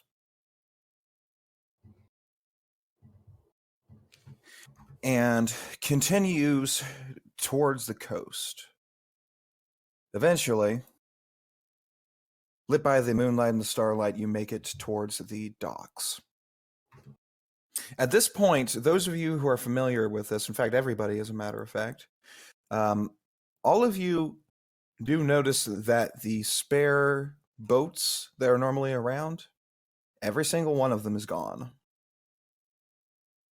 including the Violeteer's dinghy. I Wait, told you, so my boat's gone? If you don't take it out of the water, your boat is gone as well. No!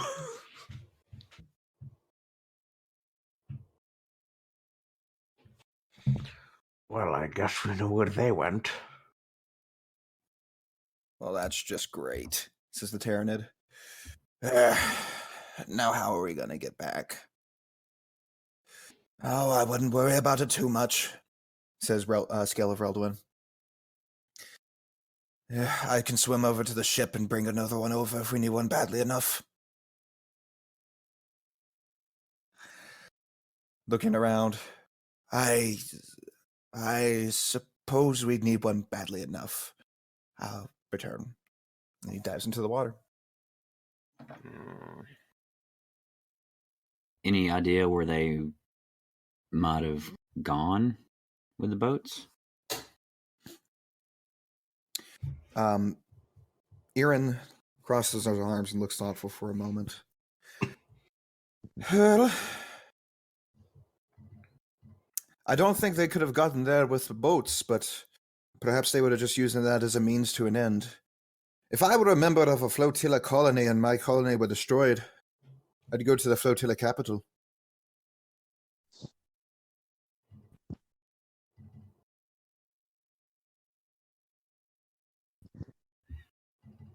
Why would normal townsfolk become ship thieves?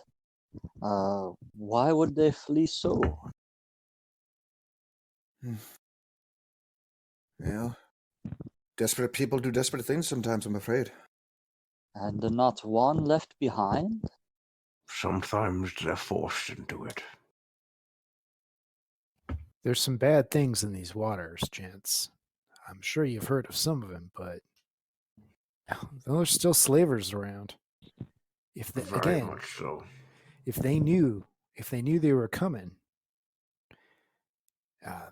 they wouldn't stay.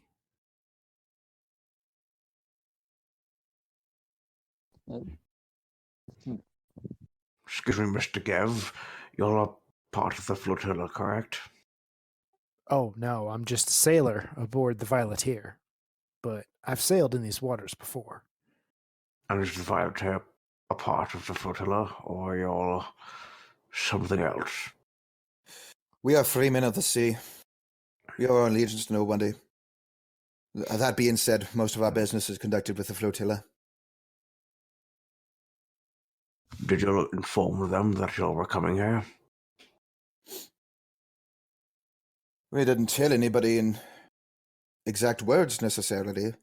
I suppose a couple of people back at the Haven might have been able to figure it out. Okay. And what is it you are saying about a demon that you came for? Well, I don't think we got to worry about that anymore. And he reaches into his backpack and pulls out a medium-sized sack. He turns it upside down, and a scaly, horned head falls onto the wooden dock and clatters a couple of times before turning in your direction. It is the head of a demon. Pebbles and boulders. What? That was around the town. About 2 miles to the west, yeah. Guess the stories were true. Wasn't easy, let me tell you, said the Tyrannid. Oh, I Hamish wish I could have raises an seen that eyebrow. battle.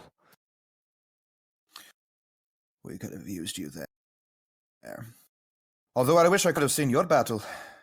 Sounds like you had quite the trip yourself. Goblins and hags and whatnot. Oh yeah, I'll fill you in. You know me. I love telling those stories. I'd But- spare yourself that.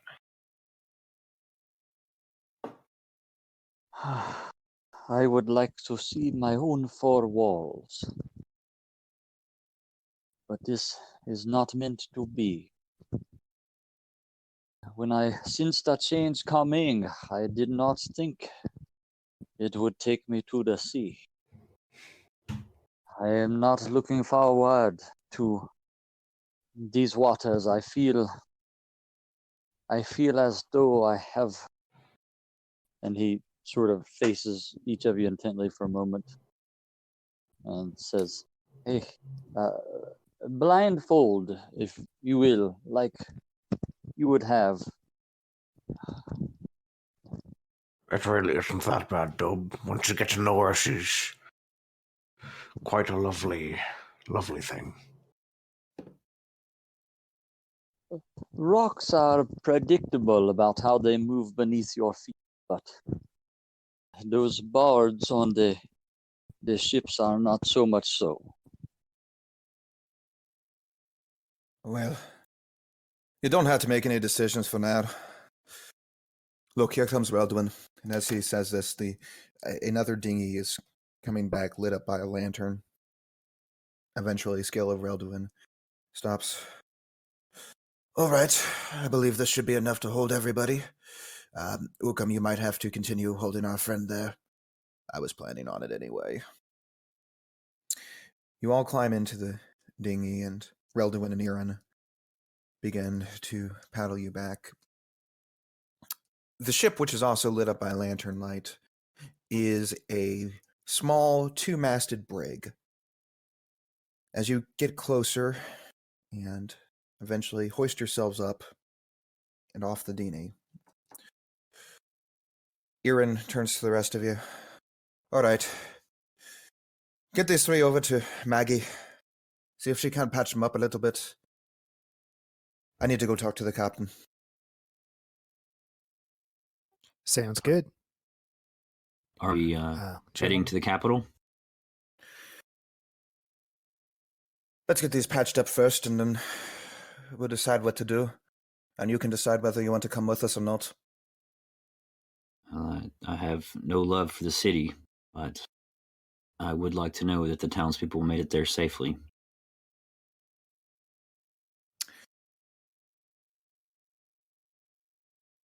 Well, come on, follow me. I'll show you to Maggie. See, everybody calls her Maggie. Maybe that's why she kicks me out.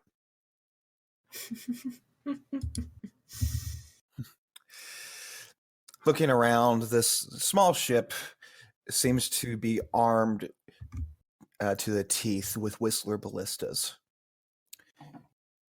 And you watch as Iran walks over to the bow side and enters through some steps towards the captain's cabin. Ukam and Relduin begin speaking with one another. Ukam, if you don't mind, I would like to get back to my kitchen. Could you please take our friends over to Maggie? Fine. But you owe me one. Just for taking them over to Maggie. All right. I owe you one. And then he walks down through the stern side. All right. Follow me. I can walk. Ukam, still holding Boniface, walks down the stairs. Karen The rest of- is right after him. The rest of you follow down. And Dobe, Hamish, and Beldir are shocked to find that the Violeteer is apparently larger on the inside than it is the outside. The stairs change in your perception as you walk down them. And soon you find yourselves at the bottom of a set of stairs that is within a ship that is at least 3 times as big as the one you entered. Go ahead and place yourselves near Karen. And Gav is watching Hamish's expression as they make it down to this bottom. I know, it's crazy the first time, isn't it? Dobe puts his hand on the wall and says, "Oh, the water, it is messing with me already. Oh." Hamish raises his eyebrows and what type of magic is this? You all act like you've never been on a normal ship before.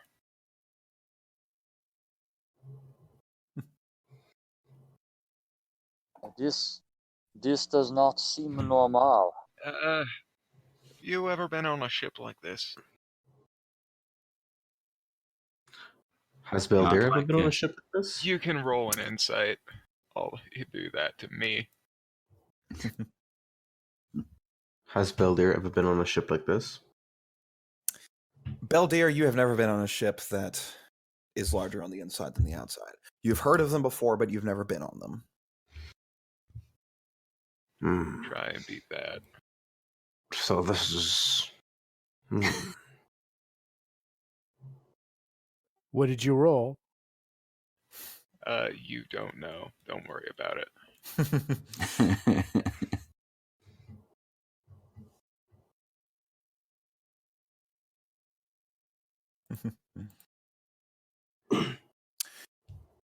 All right.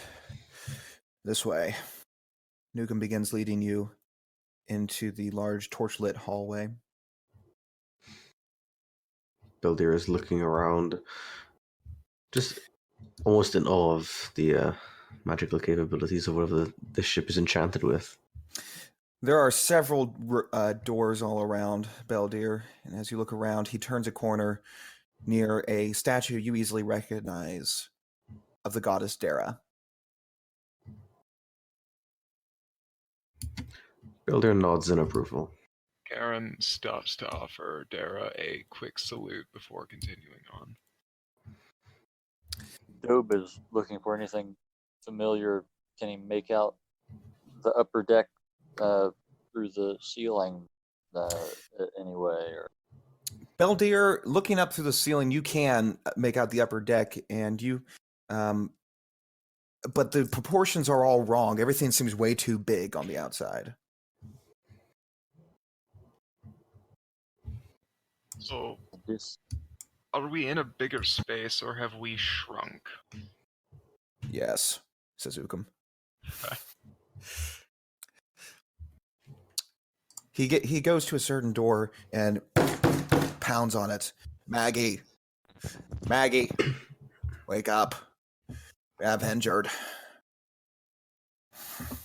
Yeah. After a few seconds. Sorry.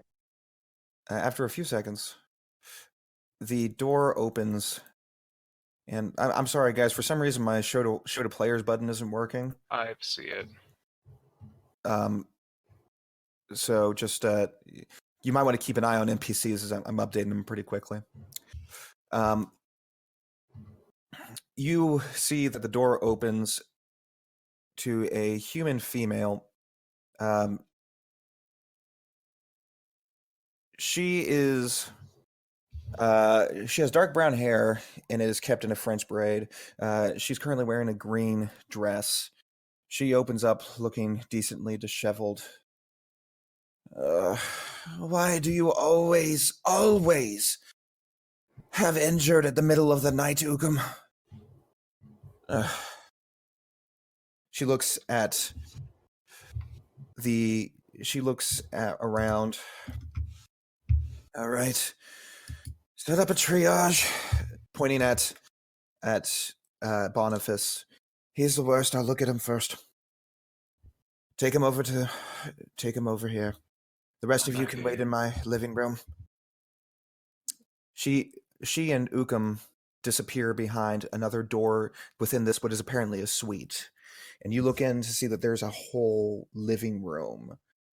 Two other doors, one going to the room that Maggie and Ukum just went in, and another door that you assume would probably be a bedroom. Hamish will look in the door surprised and just shake his head. This is the second time I've been here. I can help. So can I, but I trust her. I trust her more than having a sick man in a triage.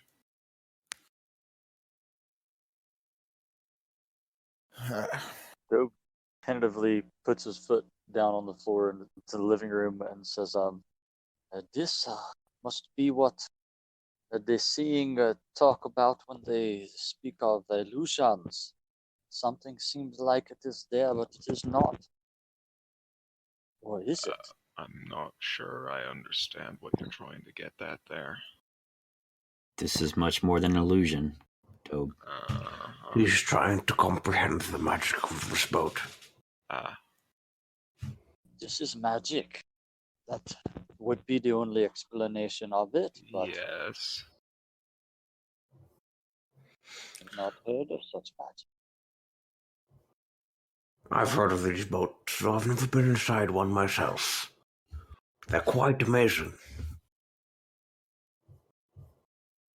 Where I come from, we only make boats by growing trees in the proper shape.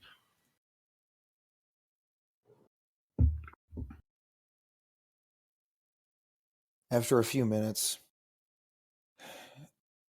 the woman comes out, looking over to the nearby Tyranid. We need to get him to the Haven. I don't have the medicine here to help him. I can stabilize him for a while, but we need to get him to a good city. I assume he's gotten infected. A couple places. He's been well treated, but we need to get him to the Haven. I'm flattered that you say that, considering I was working with nothing but torn strips of cloth and happy thoughts.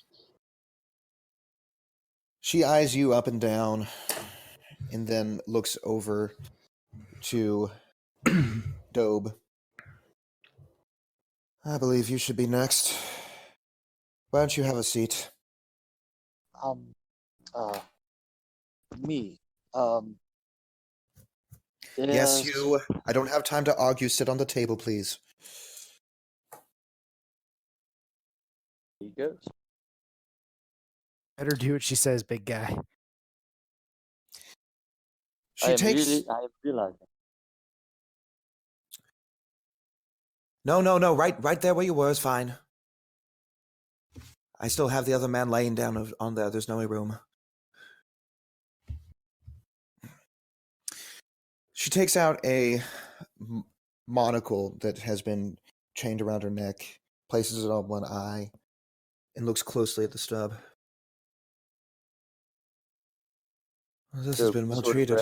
Brandon says, it is gone. This has been well treated. No sign of infection. Quickly cauterized. Well, the good news is you're not going to die. The bad news is you're not going to have a hand.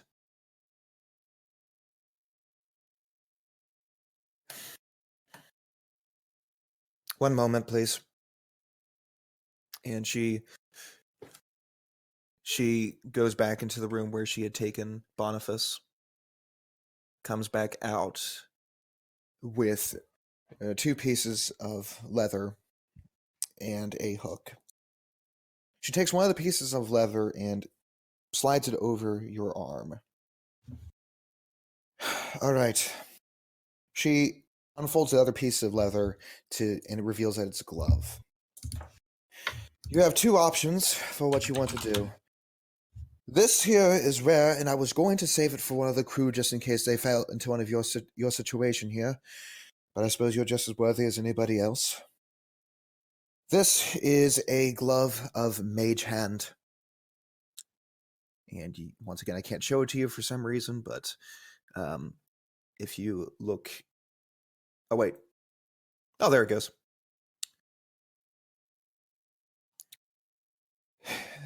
This will allow the effects of the mage hand spell to work where your hand once was.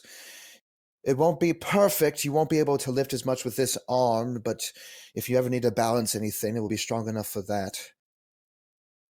Or, and she holds up the hook, you could take the more traditional approach.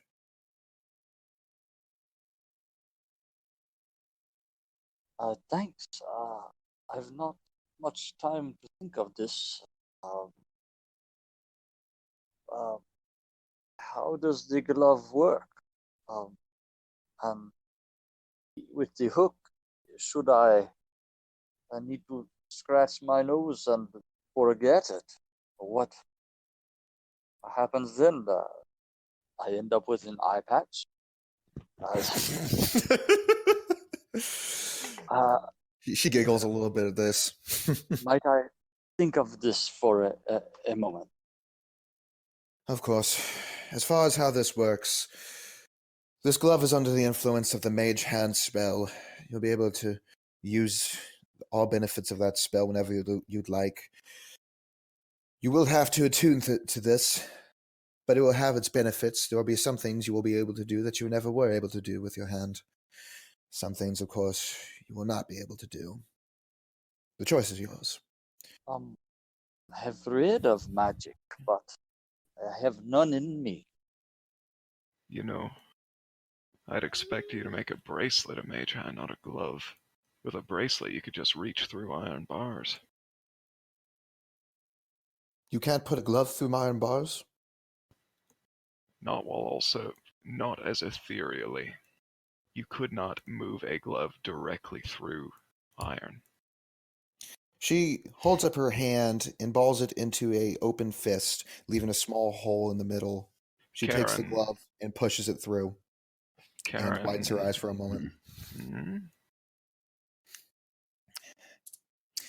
Besides, this is better for aesthetics. Makes it look like you have a real hand. True. All right. Well, you take some time to consider that. Let's look at you. She starts looking at your eyes closely with the monocle. Mm-hmm. Rolls up your sleeve, sees the rash. It's now blistering. Necropox. Been messing with dead things, have you? Got a couple copper for it. Well, I hope it was worth it. Just take a couple of days of rest, drink plenty of fluids, you'll be fine. That's the hope.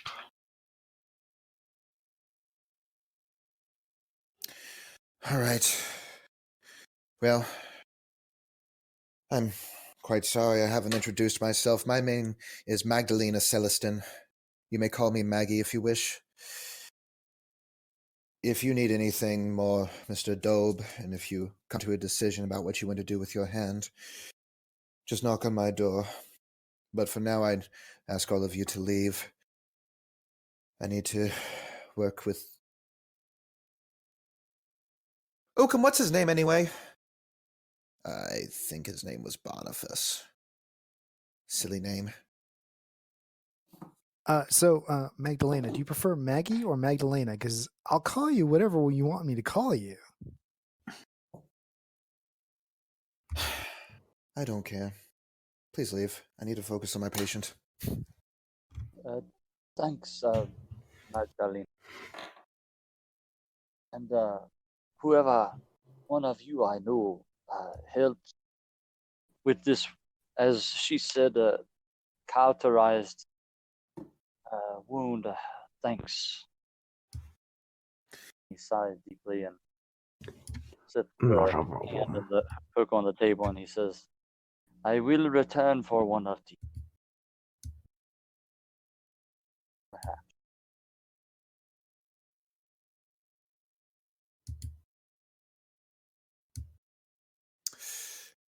And she closes the door behind you. See, Sikia, she kicked me out again. I just don't get it. Siki has been leaning against the wall just outside the room. She's just. You ever thought that she was busy? Well, Sikia, What? pleasure working with you.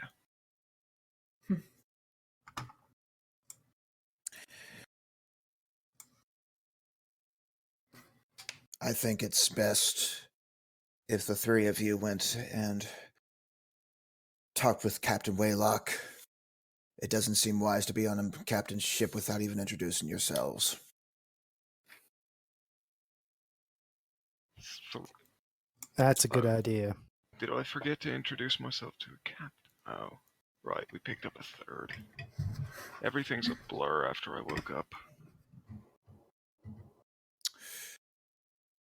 And with this, Ukum goes back and goes to one of the nearby doors, opens it, and closes it.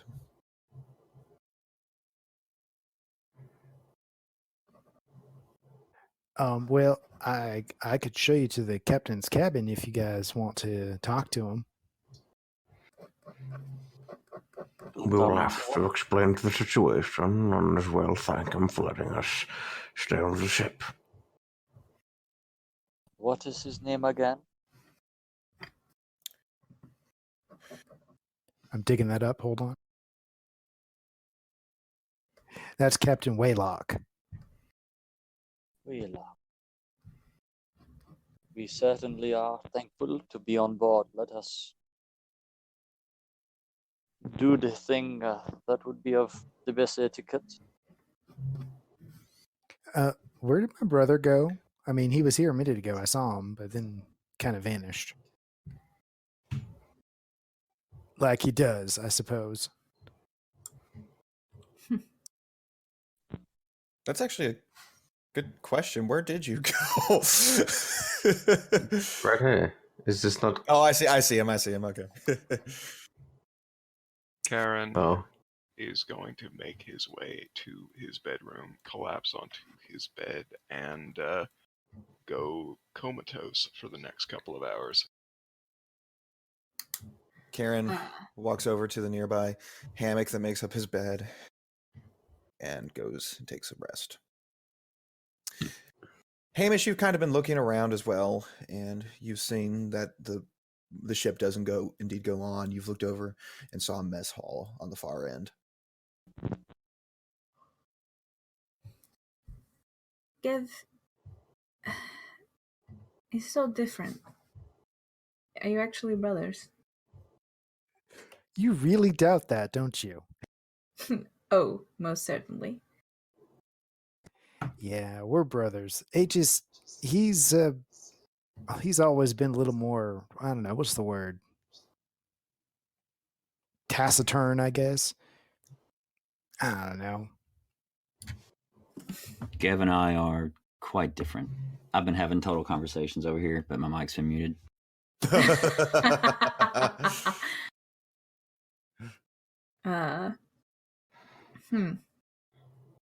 Different Well, in if the- this This ship is amazing. I've never seen anything quite like it. Haven't you? She's a good vessel. She's kept us alive, and she's got a good crew too. You'll like it.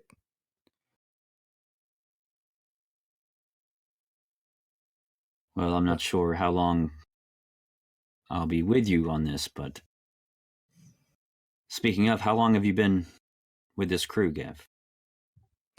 Oh, I've only been sailing with them for a little while, but I've been sailing.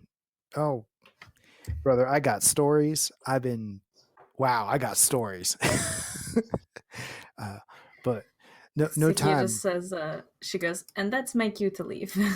She makes her hasty exit at the idea of listening to another of Gev's stories. I just He's already- presumed that you would have stayed with father and taken over the estate. Well, you make it sound a little bit more robust than it was, but well, a lot of stuff happened, and don't you worry. I'm sending money home. That's part of the reason I'm a sailor now. I make more money that way. I see. Well, look, we shouldn't keep the captain waiting. I mean, he's nice enough and all, but he getting on his bad side, and yeah, sometimes it's hard to get off it. And that's the voice of experience. So, Well, then lead on. DJ, I'm sure Gev knows this, but I don't think I've actually seen where the captain is. He's been on deck every time I've been up there. You know that you've never actually been in the captain's quarters, but in order to get there, you actually have to go back up to the top deck and then through another entrance on the bow. There are two. There are two entrances. One going down from the stern, which is the one you guys just took, but then there's another one going down from the bow.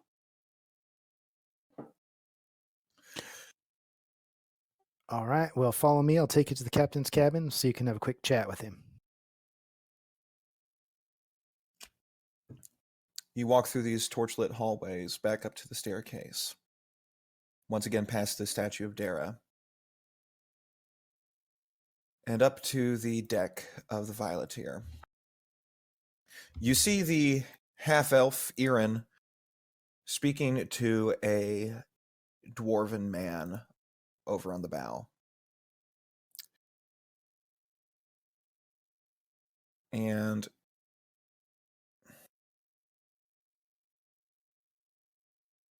man, I just don't know why the show to player scene isn't working correctly. All right, Aaron's in all your journals now.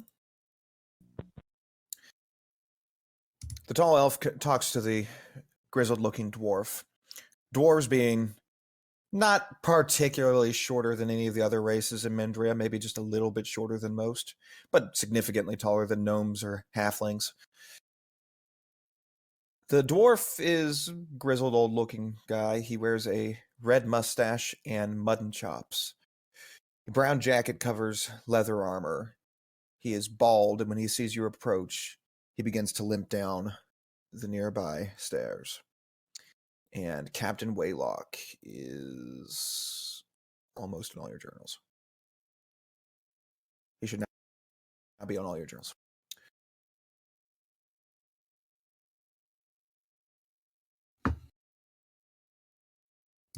Hello, Captain, or good evening. I'm sure Aaron was telling you a little bit about our new guests aboard. This tall fella here, that's Dobe, and this here's Beldir, and my brother Hamish is here too. These are the ones I was telling you about, Captain. So you are the survivors, says Captain Waylock. Quite sorry to hear of what happened to your village. I do not know if we are only the survivors.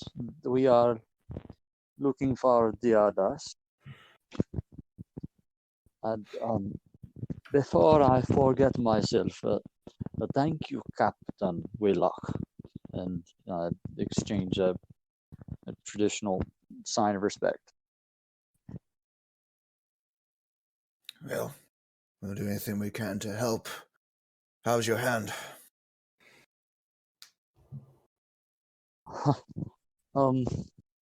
It is much to get used to, but as Magdalena said, I'm going to live, and that certainly puts things in perspective, does it not? I suppose it does. He looks out to the sea for a moment, then back to you. Your friends stole one of my dinghies, do you know that? Yes, we are aware. Of this I am aware. It is uncharacteristic of them. I asked this question when we noticed all of the vessels gone. And we do not know for certain what happened. I searched the town and saw no evidence of anyone there, living or dead. But we don't know if they were the ones that took the boats. For all we know, they could have been taken away by some other people. I don't know even if much of them know how to sail a boat to begin with. Captain, did anybody on the Violeteer happen to see any ships or anything else in the vicinity? Nobody saw anything, I'm afraid. Well, given the circumstances, I don't begrudge the dinghy. Aaron, I have no problem with these people on my ship. I put them in your charge for the time being. Yes, Captain. Good meeting you all, and I'm sorry for what you've experienced. And he walks back over to the captain's cabin. Aaron looks back at the rest of you.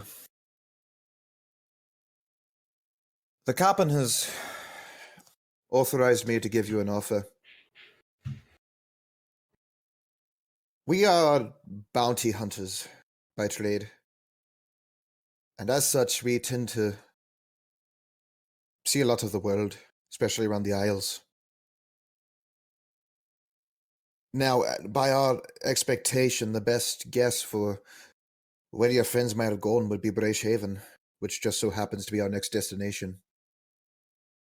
And from what we've seen, you all are capable of handing yourselves in a fight. We need more good bounty hunters, and I know I've already given you this offer, but I'll give it to you again. How would you like to join the crew of the Violeteer?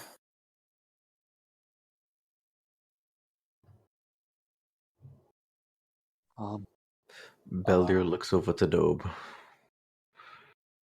What do you say, Dobe? I am not thinking he is speaking of the same fight I am thinking of. I have not felt in these past 2 days like I have accomplished much of anything except learning what I am not. I also feel like for my family that for too long I've not been focusing on the things that drove me to learn about them in the first place. And maybe this is to get me to reconsider this. I see this as perhaps a path that is indicated for us. This may very well be the change you were speaking of. Yes, it may. He nods and looks over to Hamish. And what's the feel? Hamish looks over towards Gev. I will ride with your crew for a time. Yes.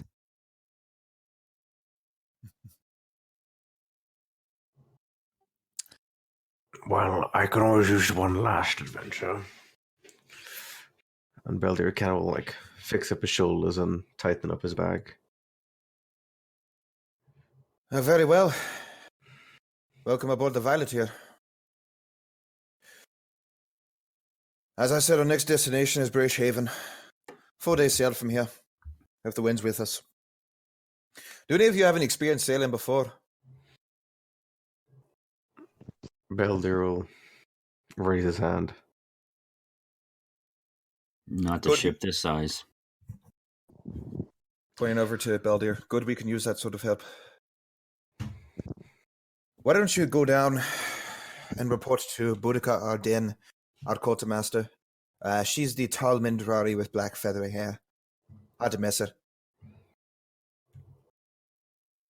As a matter of fact, I can just take you. I'm going down anyway. What was her name again? Boudica Arden. I heard Budapest. He takes you back down the stairs to the Hall of the Violeteer, which is bigger on the inside than on the out.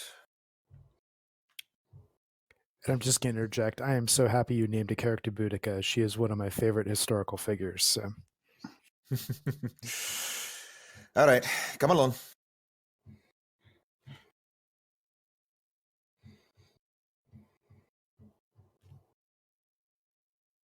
As he takes you over to the mess hall area, he yells over to the other end, Boudica! A tall, black-haired Mindrari looks over to you. She is, like all Mindrari, she has perfectly browned eyes. Her are deep shaded blue.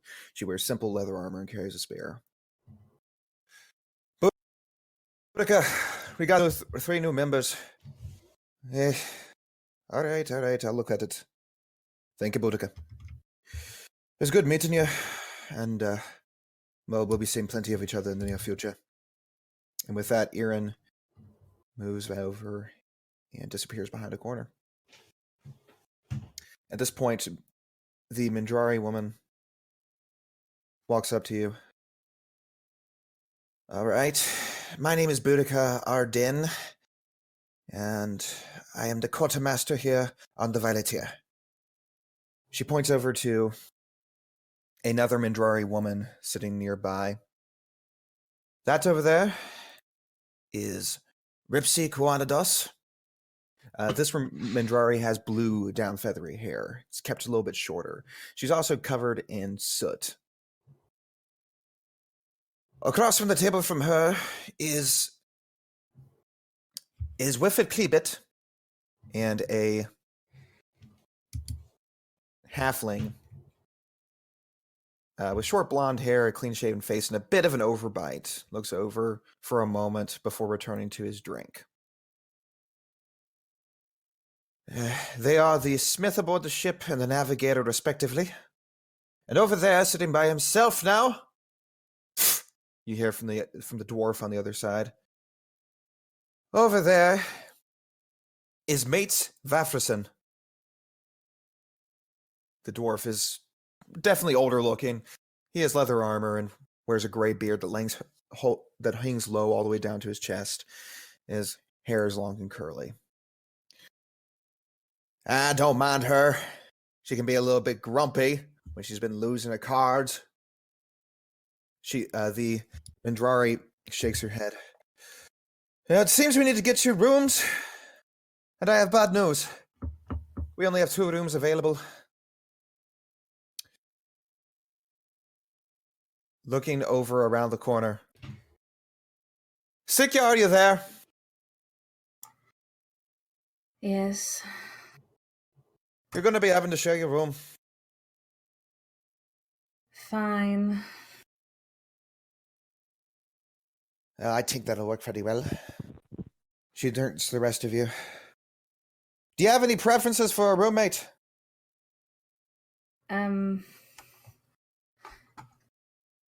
She looks across the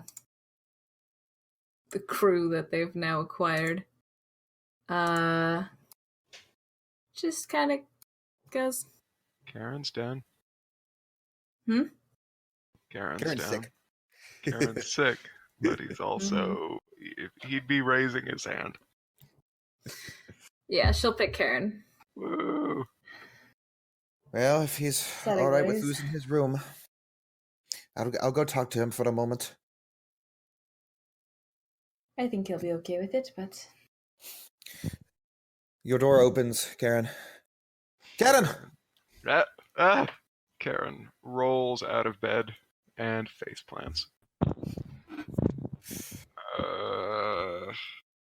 Sikya needs a roommate. She says she wants you. All right. Does that mean I have to stop sleeping? Long enough to get over to that spare room of hers. Okay. She leads you over to Sikya's room, takes out her own special spare key, opens the door, walks past the living room, and opens the other door to the spare room. She looks in. Oh, good. She hasn't done anything with it yet. All right. We'll get you a hammock as soon as we can. You'll have to sleep on the floor for now. And she walks away. Karen walks in and straight up just lays down on the floor and sleeps. The room is more spacious than your previous one, but it is completely bare except for a couple of torches and a window out to the sea.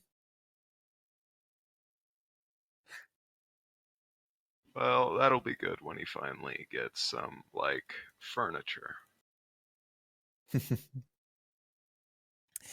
All right. For the 3 of you, we got 2 rooms over on the starboard side and 1 room on the port. Who wants the port? I will take the port side. All right. Go over through that door over there and take the door on the left. Other one's Gav's room.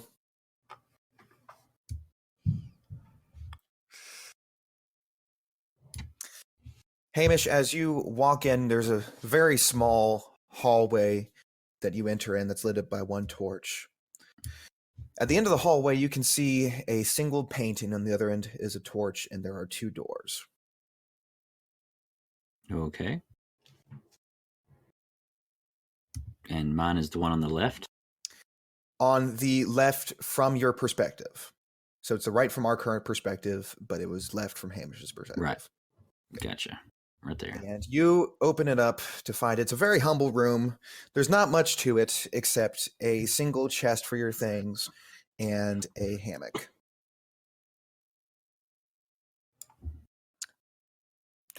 Hamish will look at the four walls and the ceiling, and this is home for now, I guess. Back over in the center, looking over to Beldir and Dobe, Boudica says, "All right, for the two of you. Looks like you'll be on starboard.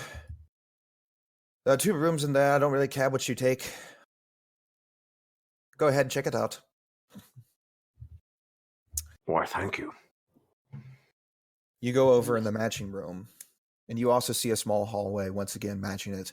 A torch lights it up, and there's a single painting on the other end.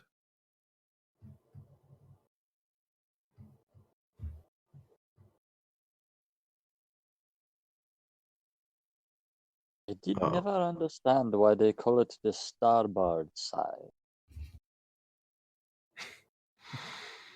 Maybe I'll tell you another day. But for now, I think you should get some rest. This But is, just remember, you drink port with the left hand. Each of you Myself? selecting your rooms, you find that they're pretty much exactly the same. Geb takes the one on the right, and Dobe takes the one on the left nearer the painting. and the Dobe sort of mumbles to himself, I drink everything with my left hand now.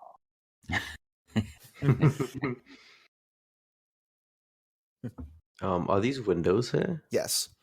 And from there, you can see out to the sea, although it's currently dark. So Dobe would notice perhaps the temperature difference from what he can see out the window and the water, and recognize that he might have felt like maybe we were under something, but we're still on top of the sea, and that impresses him. He's gonna have a little difficulty just falling asleep. When we were coming up to the boats, did Beldir see a number of portals? Like You did not see any windows on it at all. any? Okay. As you guys are getting comfortable in your hammocks, Dobe, you find that yours is just a little bit too small for yourself, but you make do with it. The doors fly open. Hey, we're not done yet. Oh, excuse me. Yes. Sorry, just getting acquainted with the room. As Beldir put down his things and put down his basically hobo sack onto the floor. And I just leave all of my things and walk. You walk back into the mess hall, lit up by several torches, probably the biggest room you've seen yet in here, along, once again, with another painting there, right over here.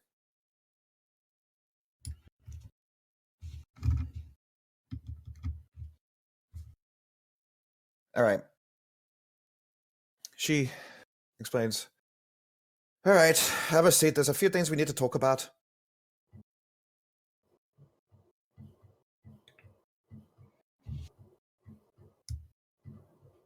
Dobe pulls up a chair.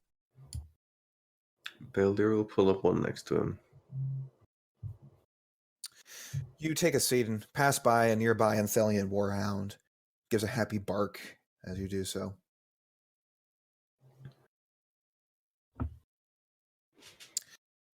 All right. You need to know a few of the rules we have on the Violet here. Now, just so you know, you aren't to be getting smart with it. The rules are to be taken pragmatically, not always literally, necessarily. Is that understood? Yes. I think, yes. Proceed. Very well. Rule number 1. Do no harm to your crewmates. That means, once again, pragmatically. That means if you don't... You're allowed to have a boxing match with somebody, but you're not allowed to steal from them either. Do no real harm to your crewmates. Make sense? Yes. Yes. Rule number 2. Respect the gods. We don't care if you believe in them or not. You have to show them respect. Always have. And Belder will give his Dara pendant a little kiss. Rule number And 3. nod. Rule number 3. You are not to bring alcohol aboard the ship. If you've already done so, you can pour it overboard.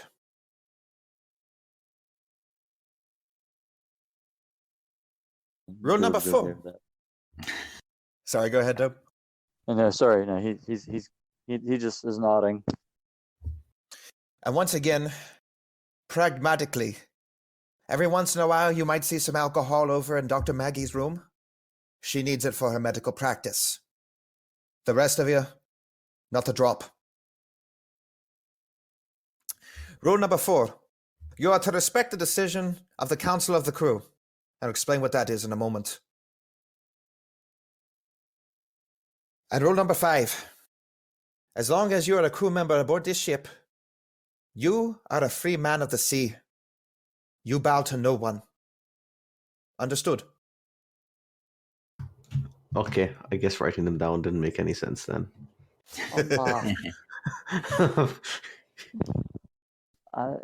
What is a free man of the sea? The best type of man there is. She takes a nearby dagger, kind of flips it, and puts it into the table, and leans forward. That's what we are. We're not subject to any kings, no any republics, theocracies, or anything. We are only subject to ourselves, and we will bow to no man. And by the way, that name, that is not something that is just to be pragmatic. That is literal as well. We bow to no one. Belder goes to bow, then realizes. You know them. Any questions?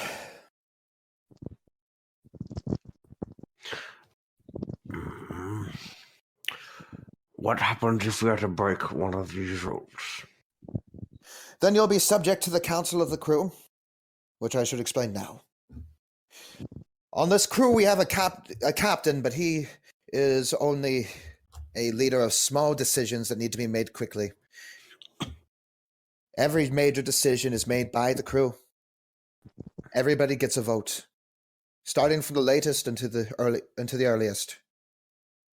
And by order of the people who stepped on the ship, pointing over to Beldir, that means you're the latest member. All right. Once a decision is made, it needs to be respected. We make decisions about punishments, but that usually doesn't need to be done. Our most common decision is where we go next, where we can find the most money. We are bounty hunters here. That's what we're trying to do.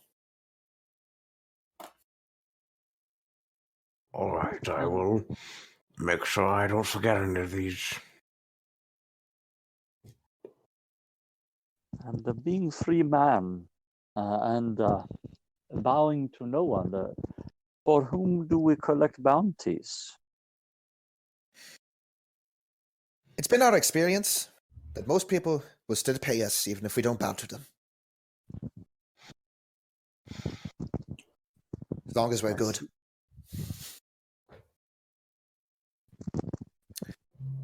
Now I'm the quartermaster aboard the ship. You will keep your rooms tidy. We won't have any problems. Keep the rules, keep your rooms tidy. Not a Hamish will nod problem, his head. Miss Arden.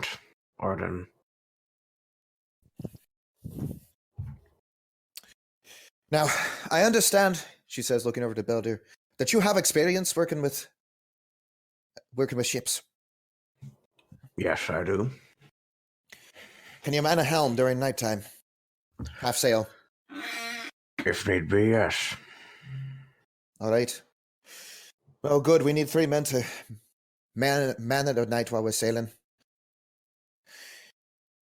Looks like, looking at the Tyranid versus the human, I'm going to take a guess and say you have the better eyesight of the two of you. We'll put you up in the crow's nest during your night shifts. Looking over to Dobe. You'll be manning the ropes. I see, or I don't see.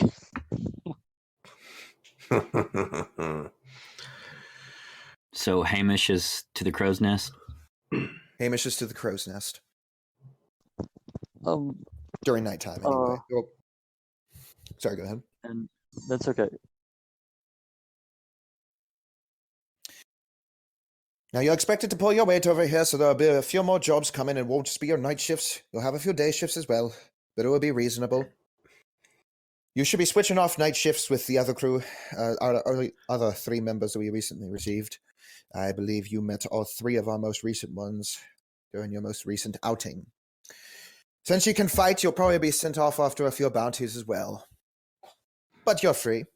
During times you might find the need to go out on your own. That's your option as well. Shouldn't be a problem. More than happy to help. And Doob says, Beldia, what are the ropes? The ropes will keep the boat moving in the correct direction. We'll have to explain it to him later. After hearing you say this, Beldir, she gives you a stink eye. She's no boat, she's a ship.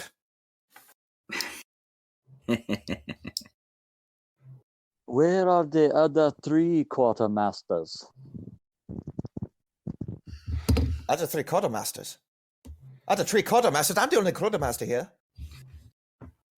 Oh, pardon me. I assumed with the title of quartermaster that there would be 4 of you. Dope. Wait, you didn't catch that?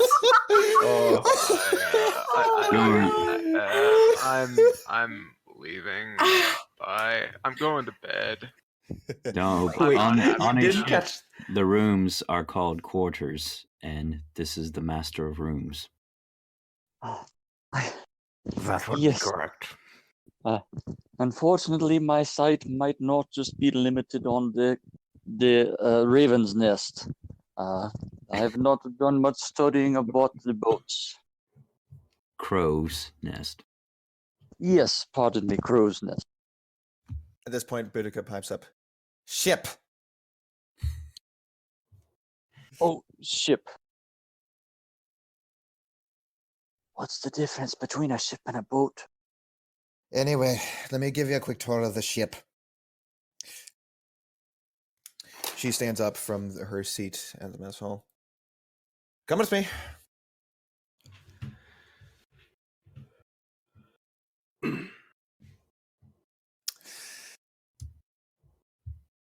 She opens up the nearby door here. Over here, we have an indoor garden.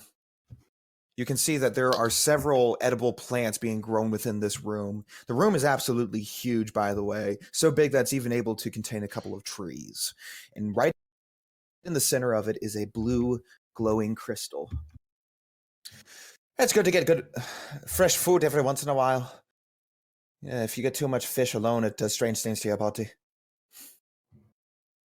That it does. She goes over to the opposite door. Over here,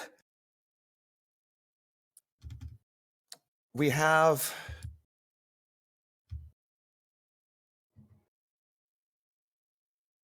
our stables. And she opens up the door, and revealing a room with several pens and several animals. In the middle of it is yet another Unthelian warhound, proud and furry. There appears to be a horse nearby, a cow, a small chicken coop with a few chickens, 2 Argali, giant sheep, which are Argali, and then over at the very edge is a single goat.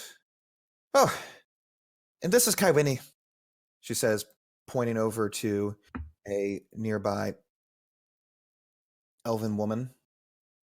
She wears a green shirt with gray trousers and suspenders, reddish hair and brown eyes, and her hair is currently kept in a brown. Oh, hi. I'm Kaiwini. Good to meet you. Pleasure to meet you, Miss Kaiwini. And Doob nods. I am Hamish. Sorry, is it Miss or Mrs.? Miss. Miss it is. I'm sorry. Are you?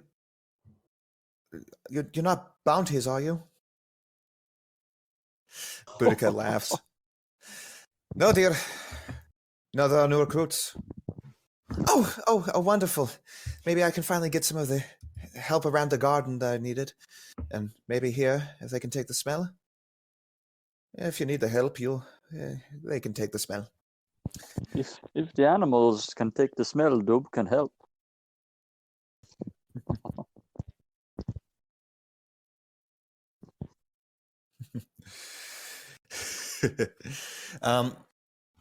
All right. Let's continue on. Dub might just stop trying to joke since that one wasn't taken too well. At this point, Hamish has just put on his best poker face after seeing all this stuff. She opens Dub up is black dog.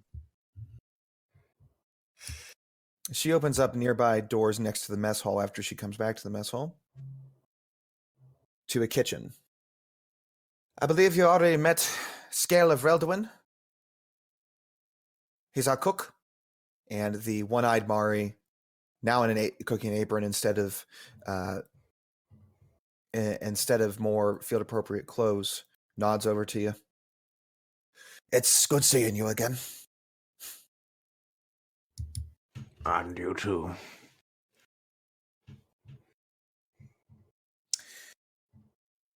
She continues over, passing through a hallway and yet another painting. Whoops, and the painting's going flying. It's possessed. Ghost The- ship. Stomach grumbles, and somebody might be able to hear that.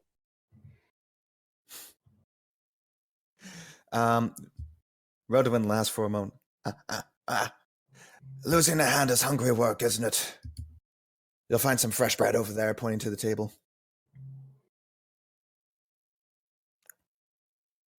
Thank you.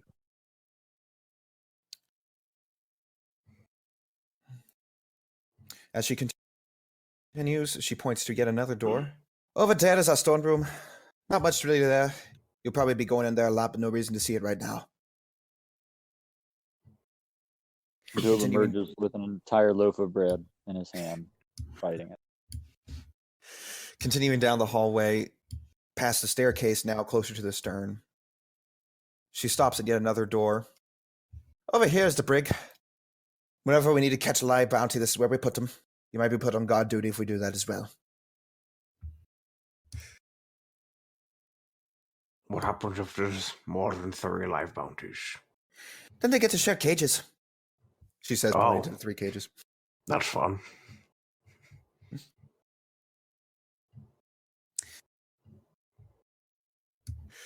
Over here, she says, pointing to some very large-looking iron doors near the edge, is the treasury. You're not to go in there unless you're given permission by Captain Waylock. Not a problem. And over here, she says, opening these doors, is our library. Inside, you can see this room is huge and filled with books all around. Not as big as some of the huge public libraries some of you might have seen, but for a private library, it's an impressive collection. There's a nearby desk with a halfling on the other side. And next to, and there are also a couple more paintings in here as well.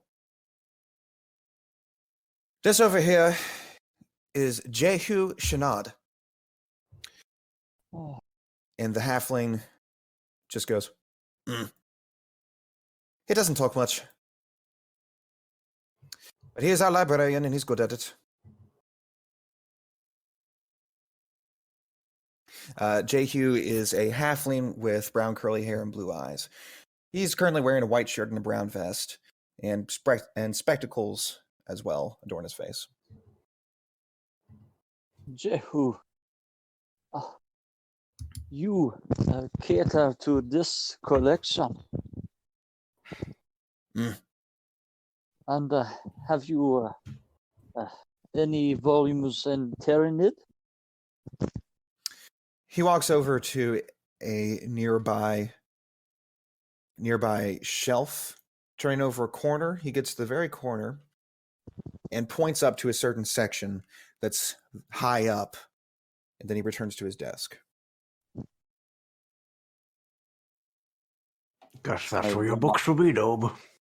I run my hands along the spines of the books until I find some emerging print. You find the emerging print, and actually, to be more accurate, it doesn't Su- come outward; it goes submerging. inward. Yeah, submerging Yep, print, I guess. Yep. And you find that many of the books that you had back at home are here as well. Yeah. Dabs his cheeks with the bandage on his wound.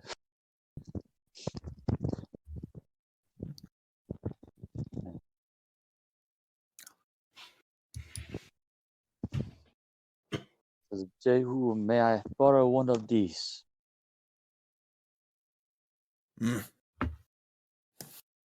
As he nods,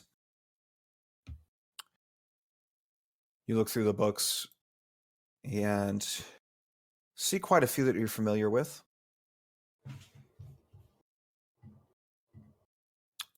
One entitled Debate on the Shadowless catches your attention. Ah, one of my favorite Republican leaders. He grabs it. This we are feeling this soon, I do believe. All right. Well, that's just about everything. Haven't seen Alafair anywhere around, but you'll recognize her. She's our cabin girl, youngest person on board. You see a young human girl, you know that's Alafair. Well, thank you for the tour. We very much appreciate it. Of course. Yeah. Explore the ship as you wish. I'm going to bed. We set sail on the dawn.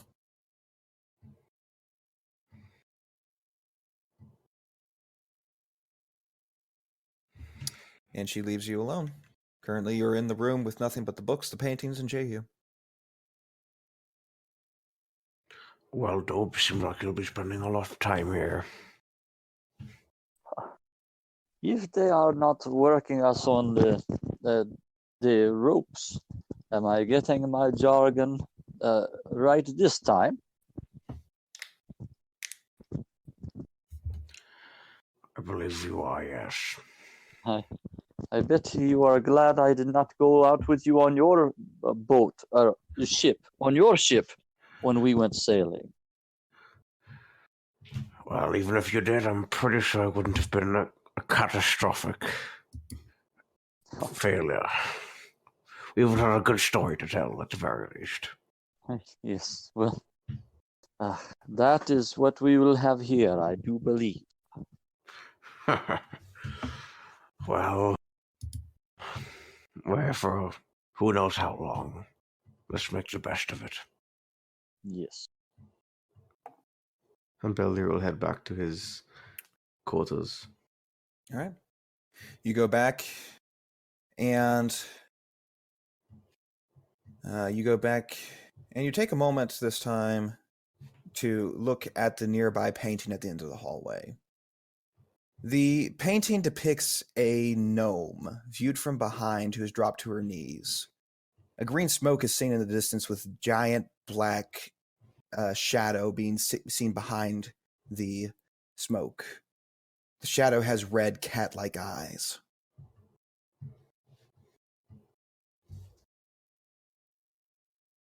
A very interesting piece.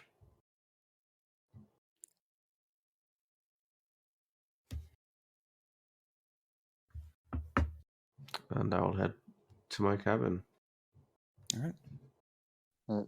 Dobe gets to thinking about what time it is, and he's not quite sure because he just passed out in the cave. And so he asks Jehu,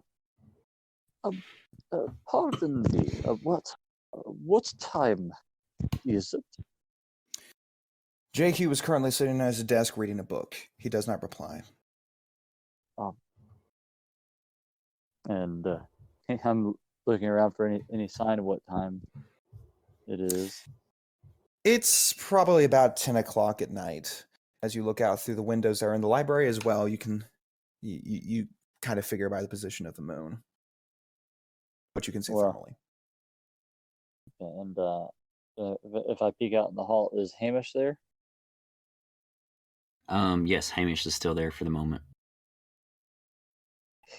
Hamish, and he sort of awkwardly asks, what is the date today? I'm not sure that I know. Current date is up on the calendar if you look under information and lore. I don't think that Hamish keeps up with that. Oh, okay, fair enough. What season is it? That much is also on the calendar. Okay. And of course, the seasons and the months are the same thing. In this one, there's only 4 months.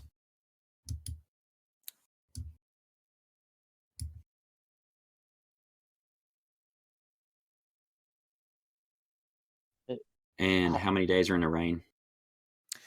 There are 90 days in a month, and there is 4 months: first rain, second rain, first sun, second sun. Not in that order. I believe it's almost halfway through the second rain. Oh, how long was I? When I fell asleep, you were not there. How long had we been gone? We I had left shortly after you did. The bartender directed me to where you were heading, and so I arrived probably about 8 hours after you did. We left on the 36th, I think. And then It had only been 2 to 3 days since you had left town. okay. Thank you, Hamish. Yes. And at that, he turns around with his book in hand and be walking back to his room. Hamish is going to go back up to the deck and just be under the sky for a while, and he'll probably fall asleep up there. Very nice. And Dobe sits on his hammock, weeping quiet tears, and says, "Happy birthday, Dobe," and tries to read. Good grief, dude. Oh. So this is one of these times where it'd be really nice to be in person, because you would have seen my jaw just drop to my chest right there. So, the next day, you all begin the process of being aboard the Violeteer, and it begins making its way to the Haven. During this time, at one point, you are working in the kitchen, Dobe.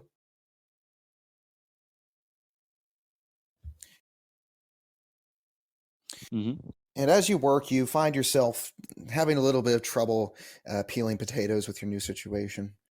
Weldwin looks over at you. Have you decided on what you're going to do about that hand? It may seem like I'm being slow, but I had the other hand for nearly 300 years. It may take one more day. Do you have someone who needs a hand? Just you. Although I can't make any promises for the future, he says, pointing over to his eye patch and kind of tapping it. This line of work loses you limbs very often. I appreciate your empathy. Do you have a suggestion? What would you do?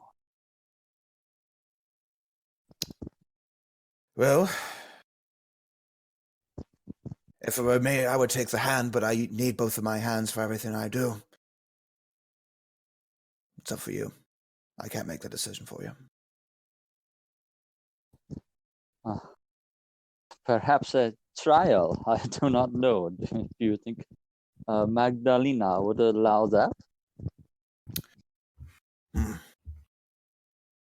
She can be a bit obstinate, but perhaps if you don't frame it as a trial, I'm sure if you were to try out the glove and decide you don't like it, she would be happy to have it back. Those things aren't cheap.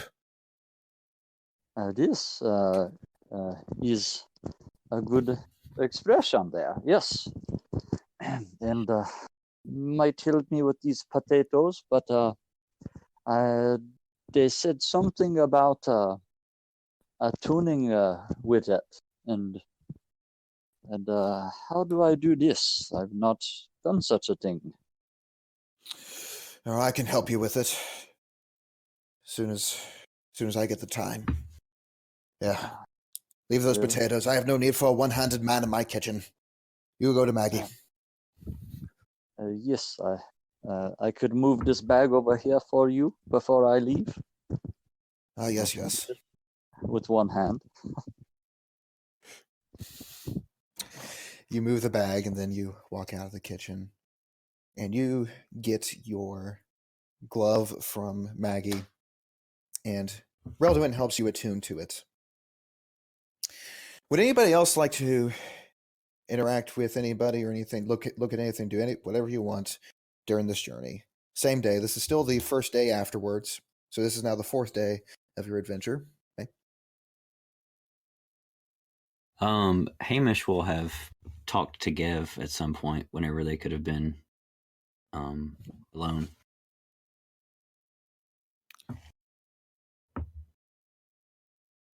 Gev, are you there? I'm here. So, how long did you say you have been with this crew? Well, I've only been with them for a few months, but long enough to kind of get used to things on board. So they all know me pretty well around here. I see. I'm sorry our reunion was a little rushed, but there have been a lot of things happening in the last few days. Oh yeah. Well, yeah, I mean, don't worry about that. I understand. I'm just, I got a lot of questions for you, man. Are you angry with me? A bit. I mean, you just kind of left. I just didn't know why. I was just a kid. Well, it became clear that what our father wanted for me was not what I wanted for myself. And so a path was laid out for me, and I decided to walk that path.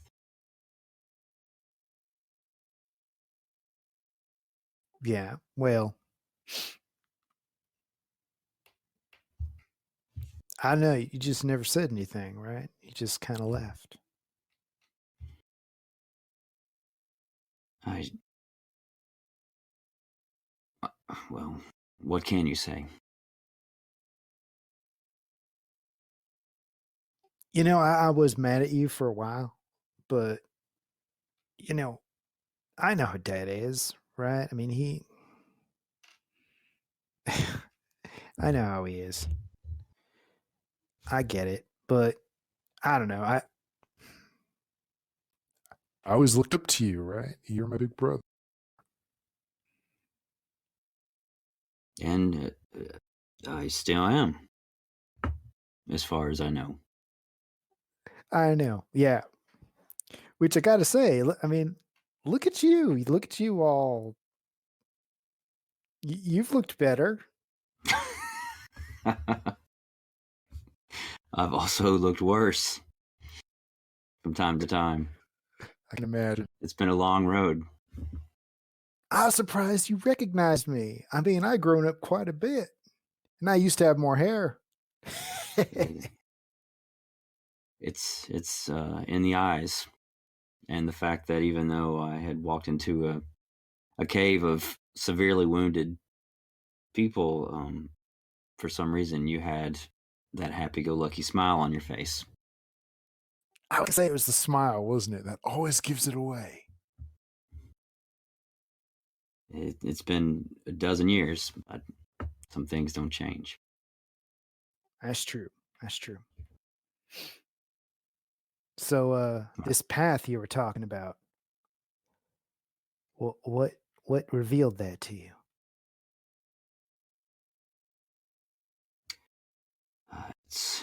It was hard to explain at the time. It's like the wind was whispering to me, calling me. It's like the leaves in the trees were asking me, beckoning, and I answered it and wandered for a while, and eventually wandered to here in the Bratian Isles.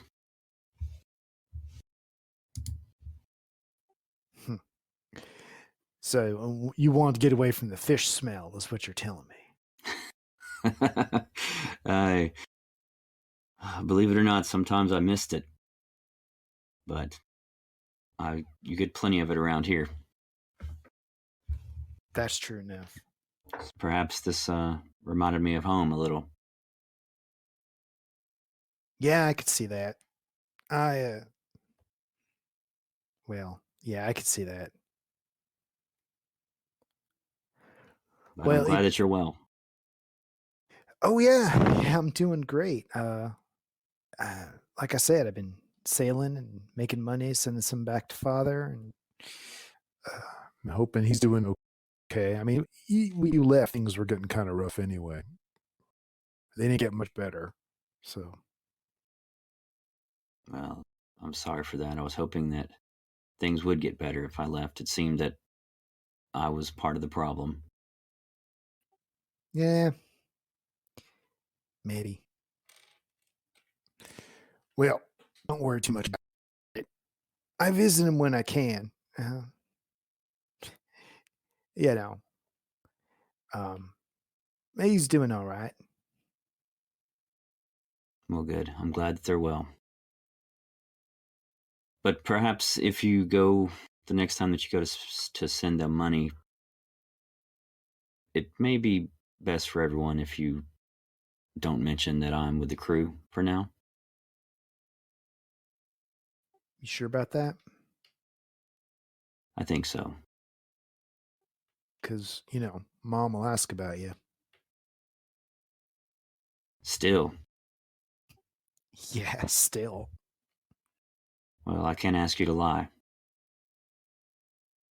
She has a lot of hope, man. But I've done well. I'm happy where I am. Well, that's good. Can't ask for more than that. Even happy aboard here? For now, I can't say how long I'll be able to live in these four walls, but it for now. Well, we got the wind, we got the waves. There's all kinds of stuff here. I'm sure you'll like it. And Well, hey, we get to have adventures again, like Brothers Luca, like before, right? Yes. Probably not quite like before, but definitely Brothers Luca. The two of you take a moment to look out the window. And at this time, it's still early in the morning. You haven't shoved off just yet. You can look out and see the sea with its clear waters around the Bratian Isles. You know that the Mendrian Ocean is not salt water. And in fact, because of an abundance of Potter's algae, it is a little bit sweet to taste. And at this point, even though it's not super shallow, you can still see all the way to the bottom. And looking out from your angle, you can see the shadow of the ship on the bed of the ocean.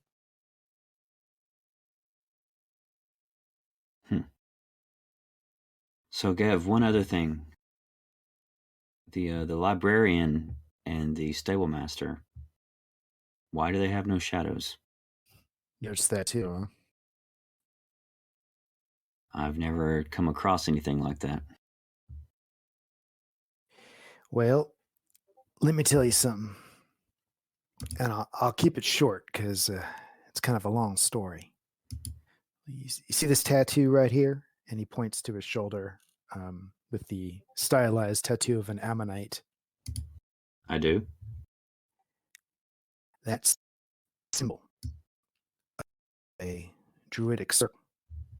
And part of that goal, Circle of the Stone Eye. And they sent me out here to find out more about what's going on.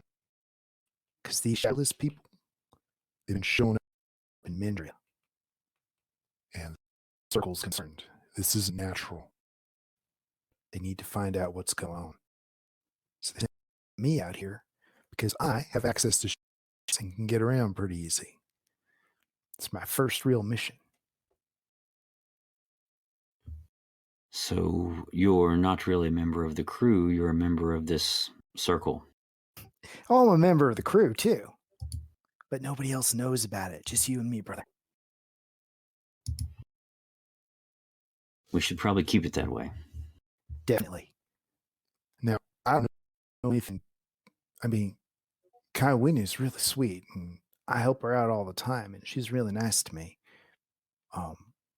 But I don't know, the librarian, he doesn't talk at all. and if you try to get eye contact with him, Uh, there's something up with that. I understand why the circle's concerned. It is strange. Well, we'll find out more. and I can tell him what's going on. If I find anything out, I'll let you know. Definitely. But we can work together. Now there's two of us. Indeed, we can. All right. So if you notice anything strange, you tell me. And if I notice anything strange, I'll tell you. But we don't tell anybody else because that'll just make a mess of things. Got it. And he flashes the winning That's- smile. That is precisely what we just talked about, yes.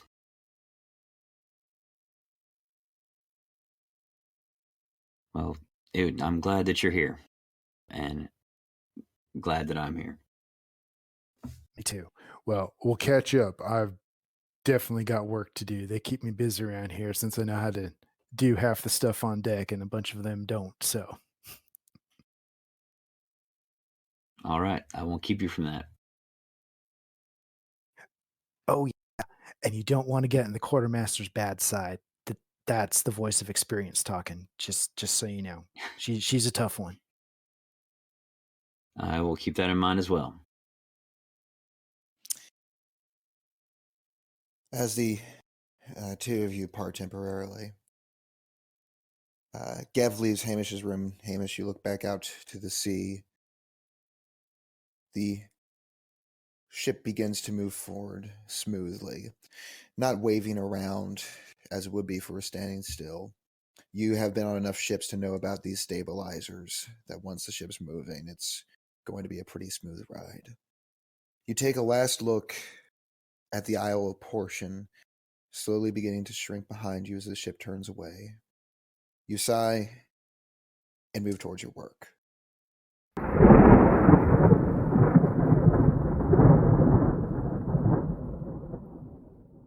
Thanks for listening to the Iron Archives. Please consider supporting us on Patreon. Your generous contributions allow us to continue to make these podcasts. Patrons receive unique content from the world of Mendria, such as art and lore. Thank you for your support.